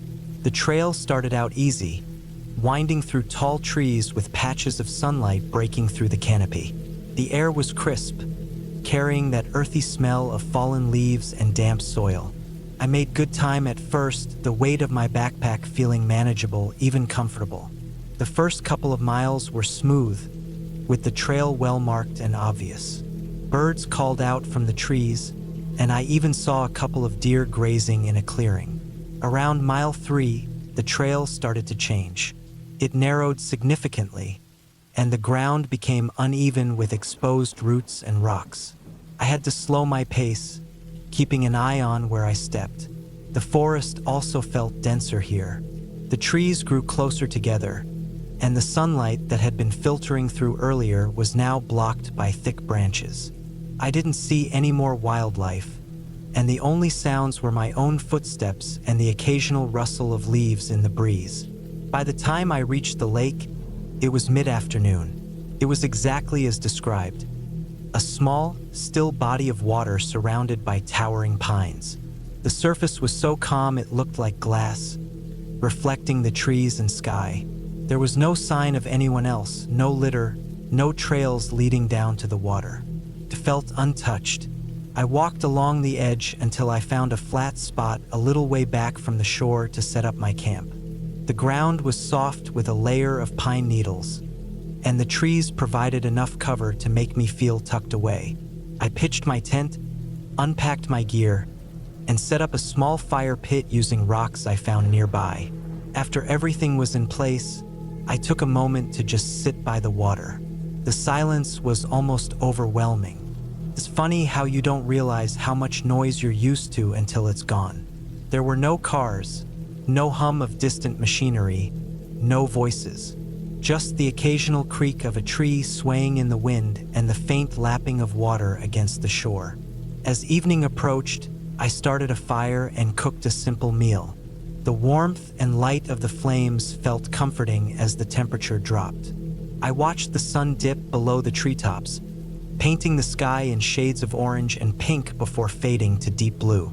The stars came out quickly, filling the sky with a brilliance you can't see in the city. I sat by the fire for hours, enjoying the peace. When I finally crawled into my tent, I felt a deep sense of contentment. I zipped up the flap, slid into my sleeping bag, and listened to the quiet as I drifted off to sleep. I woke up abruptly sometime in the middle of the night. At first, I wasn't sure what had woken me.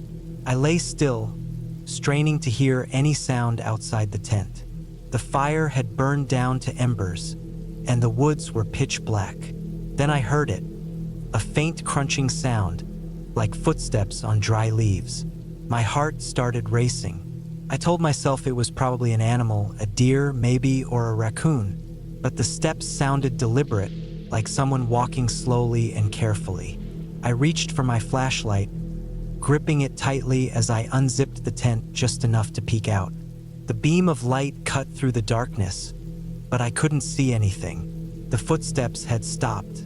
I waited, listening, my ears straining for any sound. After a few minutes, I convinced myself I'd imagined it. Maybe it had been the wind or a branch falling. I zipped the tent back up and lay down, though it took me a long time to fall asleep again. The next morning, I felt a little silly for getting so worked up. I told myself it was just my imagination running wild in the unfamiliar setting. After breakfast, I decided to explore the area around the lake. I didn't have a specific plan, just a desire to stretch my legs and see more of the forest. I followed the shoreline for a while, then veered off into the trees, keeping the lake in sight so I wouldn't get lost. That's when I found the first odd thing. It was a small pile of rocks, carefully stacked in a way that didn't look natural. It reminded me of a cairn, but there was no trail here that it could be marking. I crouched down to examine it, but there wasn't anything special about the rocks themselves. They were just ordinary stones placed deliberately. I shrugged it off and kept walking. A little further on, I found another pile and then another. Each one was about the same size, made of similar rocks and spaced irregularly. They didn't form a line or a circle. There was no pattern I could discern. It was unsettling, but I couldn't explain why. Maybe someone else had camped here before me and made them for some reason.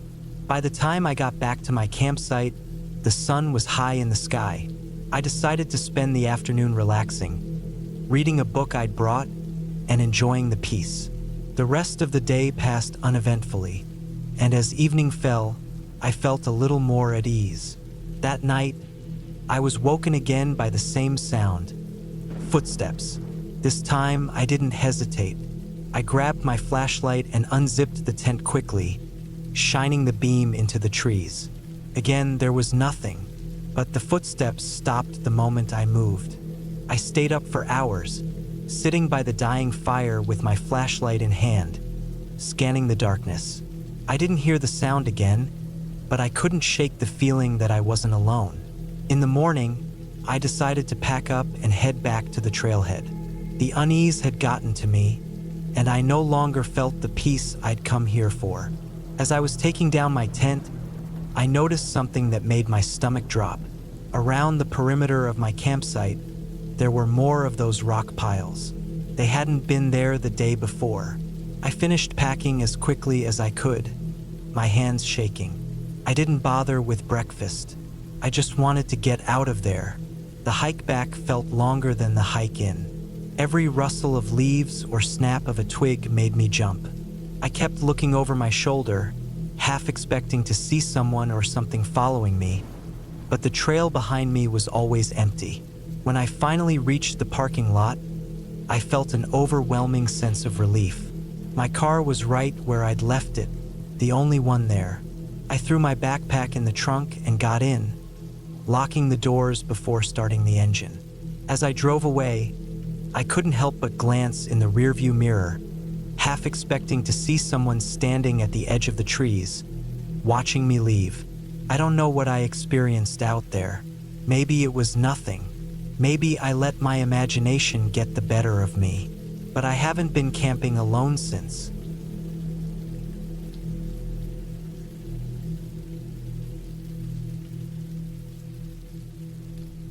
I've always loved camping.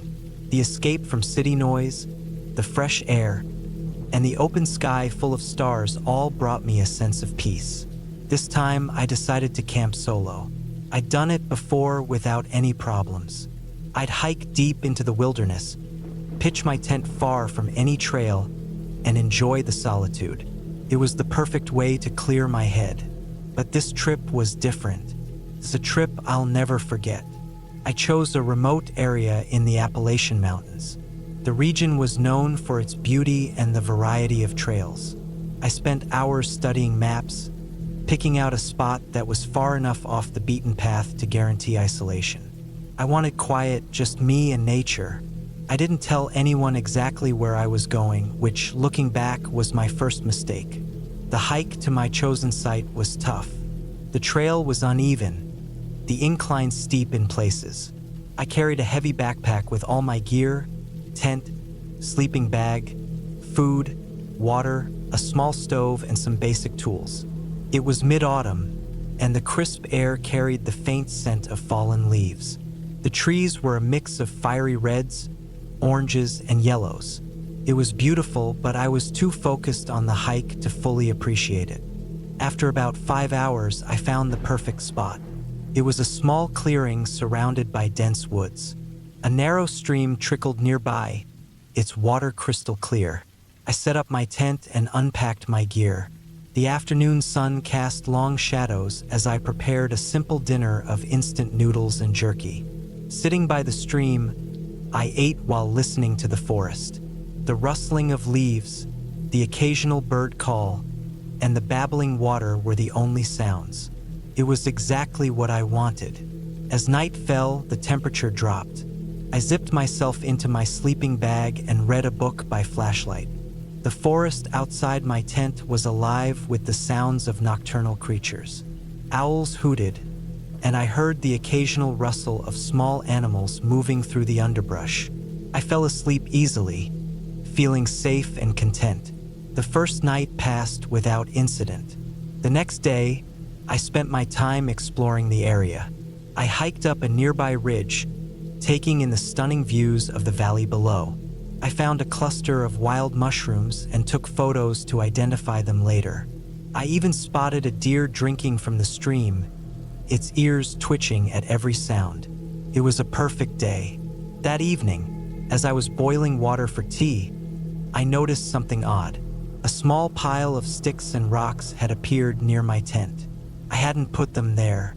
At first, I thought maybe I'd accidentally kicked them into that arrangement, but it looked too deliberate.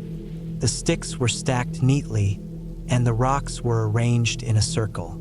It gave me an uneasy feeling, but I brushed it off. Maybe it was just a coincidence. The second night was colder. I woke up several times, shivering despite my warm sleeping bag. At one point, I thought I heard footsteps outside my tent. They were faint, almost drowned out by the sound of the stream. I told myself it was probably just an animal and forced myself to go back to sleep. The next morning, I found another pile of sticks and rocks, this time right next to my tent. The arrangement was different, almost like a crude symbol. My stomach tightened. This wasn't something I could ignore. Someone had to be out there. Someone was messing with me. I scanned the area but saw no one. The forest was quiet, the kind of quiet that felt wrong. I decided to pack up and move to a different spot. I didn't want to cut my trip short, but I also didn't want to stay there. After hiking for a couple of hours, I found another clearing. It wasn't as picturesque as the first spot, but it felt safer. I set up my tent and tried to shake off the unease. I told myself I was overreacting, that the piles of sticks and rocks were probably some kind of prank by another camper. Still, I couldn't fully relax. That night, I couldn't sleep. Every sound outside my tent made me jump. Around midnight, I heard it again. Footsteps. They were slow, deliberate, and definitely human. They stopped just outside my tent. I held my breath, clutching my pocket knife. Minutes passed, but it felt like hours. Finally, the footsteps moved away, fading into the distance. The next morning, I found fresh boot prints in the dirt around my tent. They were large, much larger than my own feet. My hands shook as I packed up my gear. I decided to cut my trip short and head back to my car. The isolation that I had once found so appealing now felt dangerous. The hike back was grueling. Every snap of a twig made me whip around, expecting to see someone behind me. I didn't, but the feeling of being watched never left. By the time I reached my car, it was late afternoon. I threw my gear into the trunk and locked the doors as soon as I got inside. As I drove away, I couldn't shake the feeling that I was being followed.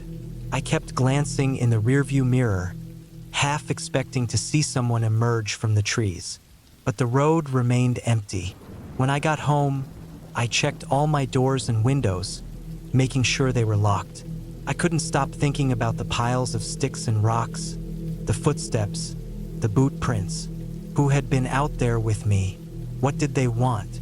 Weeks passed, but the experience stayed with me. I started having nightmares about the forest, about being chased by someone I couldn't see. I haven't gone camping since. The wilderness, once my sanctuary, now feels like a place of danger. I've tried to move on, but part of me knows I'll never have the answers I need. Whoever was out there, there's still a mystery, and that's what scares me the most.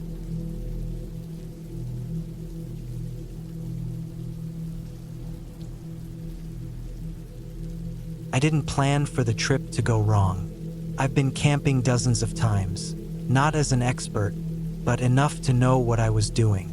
This time, I'd picked a remote spot up in the mountains, the kind of place where the air smells cleaner, the trees grow denser, and the only noise is the sound of the wind brushing through the pines. I wanted peace. I wanted to disconnect from everything for a while. I drove out early, my car loaded with all the essentials: tent, sleeping bag, food, a portable stove, a good knife, water purification tablets, and even a first aid kit. I wasn't going to take any chances. The drive was long but scenic, with winding roads that climbed higher and higher into the wilderness. I eventually reached the trailhead, parked the car, and strapped on my backpack. The trail stretched ahead of me, promising solitude and beauty. The hike to my chosen campsite was about 6 miles. The trail wasn't well marked, but I'd studied the map and brought a GPS. I knew how to read the terrain and navigate, so I wasn't worried. The first few miles were easy, the path wide and clear, surrounded by towering trees and patches of sunlight. But as I got further in, the trail became narrower, the forest thicker. I had to step over roots and duck under low-hanging branches. Felt like I was leaving the world behind. By the time I reached the spot, I was sweating and tired but satisfied. The site was perfect. A small clearing nestled among the trees, with a stream nearby for water. I set up my tent, unrolled my sleeping bag, and started gathering wood for a fire. The sun was still high, so I took my time. There was no rush out here. The quiet was almost overwhelming, broken only by the occasional chirp of a bird or the rustle of leaves in the breeze. As the evening settled in, I lit the fire and cooked a simple meal. The smell of the food mixed with the pine-scented air, and for a while I felt completely at peace. I sat by the fire, watching the flames dance, and thought about how disconnected I'd been lately. Work, social media, endless notifications. None of that mattered out here. When darkness fully enveloped the forest, the mood shifted. I'd always loved the night, but out here, away from the comforting hum of civilization, it felt different. The blackness was so absolute that even with the fire burning, I couldn't see more than a few feet into the trees. The sounds of the forest grew louder, crickets chirping, the occasional snap of a twig. Normal noises, I told myself, just nature doing its thing. But then I heard something that wasn't normal. A low, deliberate crunch of leaves. Not the random scuffle of a small animal, but the weighty sound of something or someone stepping carefully. My muscles tensed. I'd been so focused on the peacefulness of the place that I hadn't considered the possibility of someone else being out here. It was supposed to be remote, hard to reach. I grabbed my flashlight and scanned the trees. The beam cut through the darkness, illuminating trunks and undergrowth, but nothing moved. Still, the uneasy feeling lingered. I convinced myself it was probably a deer or some other wildlife. After all, this was their home, not mine. Eventually, I climbed into the tent, zipped it up, and settled into my sleeping bag. The fire outside burned low, casting flickering shadows against the tent walls. I tried to sleep, but my ears stayed alert, picking up every little noise. It took hours before exhaustion finally dragged me under. When I woke, it was still dark. At first, I wasn't sure why I'd woken up. Then I heard it again, the crunch of leaves, closer this time. My heart pounded as I lay still, straining to hear. The sound came again, deliberate and slow. Whoever or whatever it was, they weren't trying to hide. My mind raced through possibilities. Another camper? A hunter? Or something worse? I reached for the knife I'd placed next to me before going to sleep. My fingers closed around the handle, the weight of it both reassuring and terrifying. I'd never had to use it for anything other than cutting rope or preparing food. The sound stopped, and the silence was worse. I wanted to believe they'd left, but I couldn't be sure. Minutes dragged by like hours as I lay there, clutching the knife and listening to the oppressive quiet. When dawn finally broke, I unzipped the tent and stepped outside. The fire had gone out completely, leaving only a pile of cold ashes. The forest looked different in the morning light, less menacing but still unsettling. I walked the perimeter of my campsite, searching for signs of whoever had been out there. I found footprints in the dirt, large and unmistakably human. They circled the tent, then trailed off into the woods.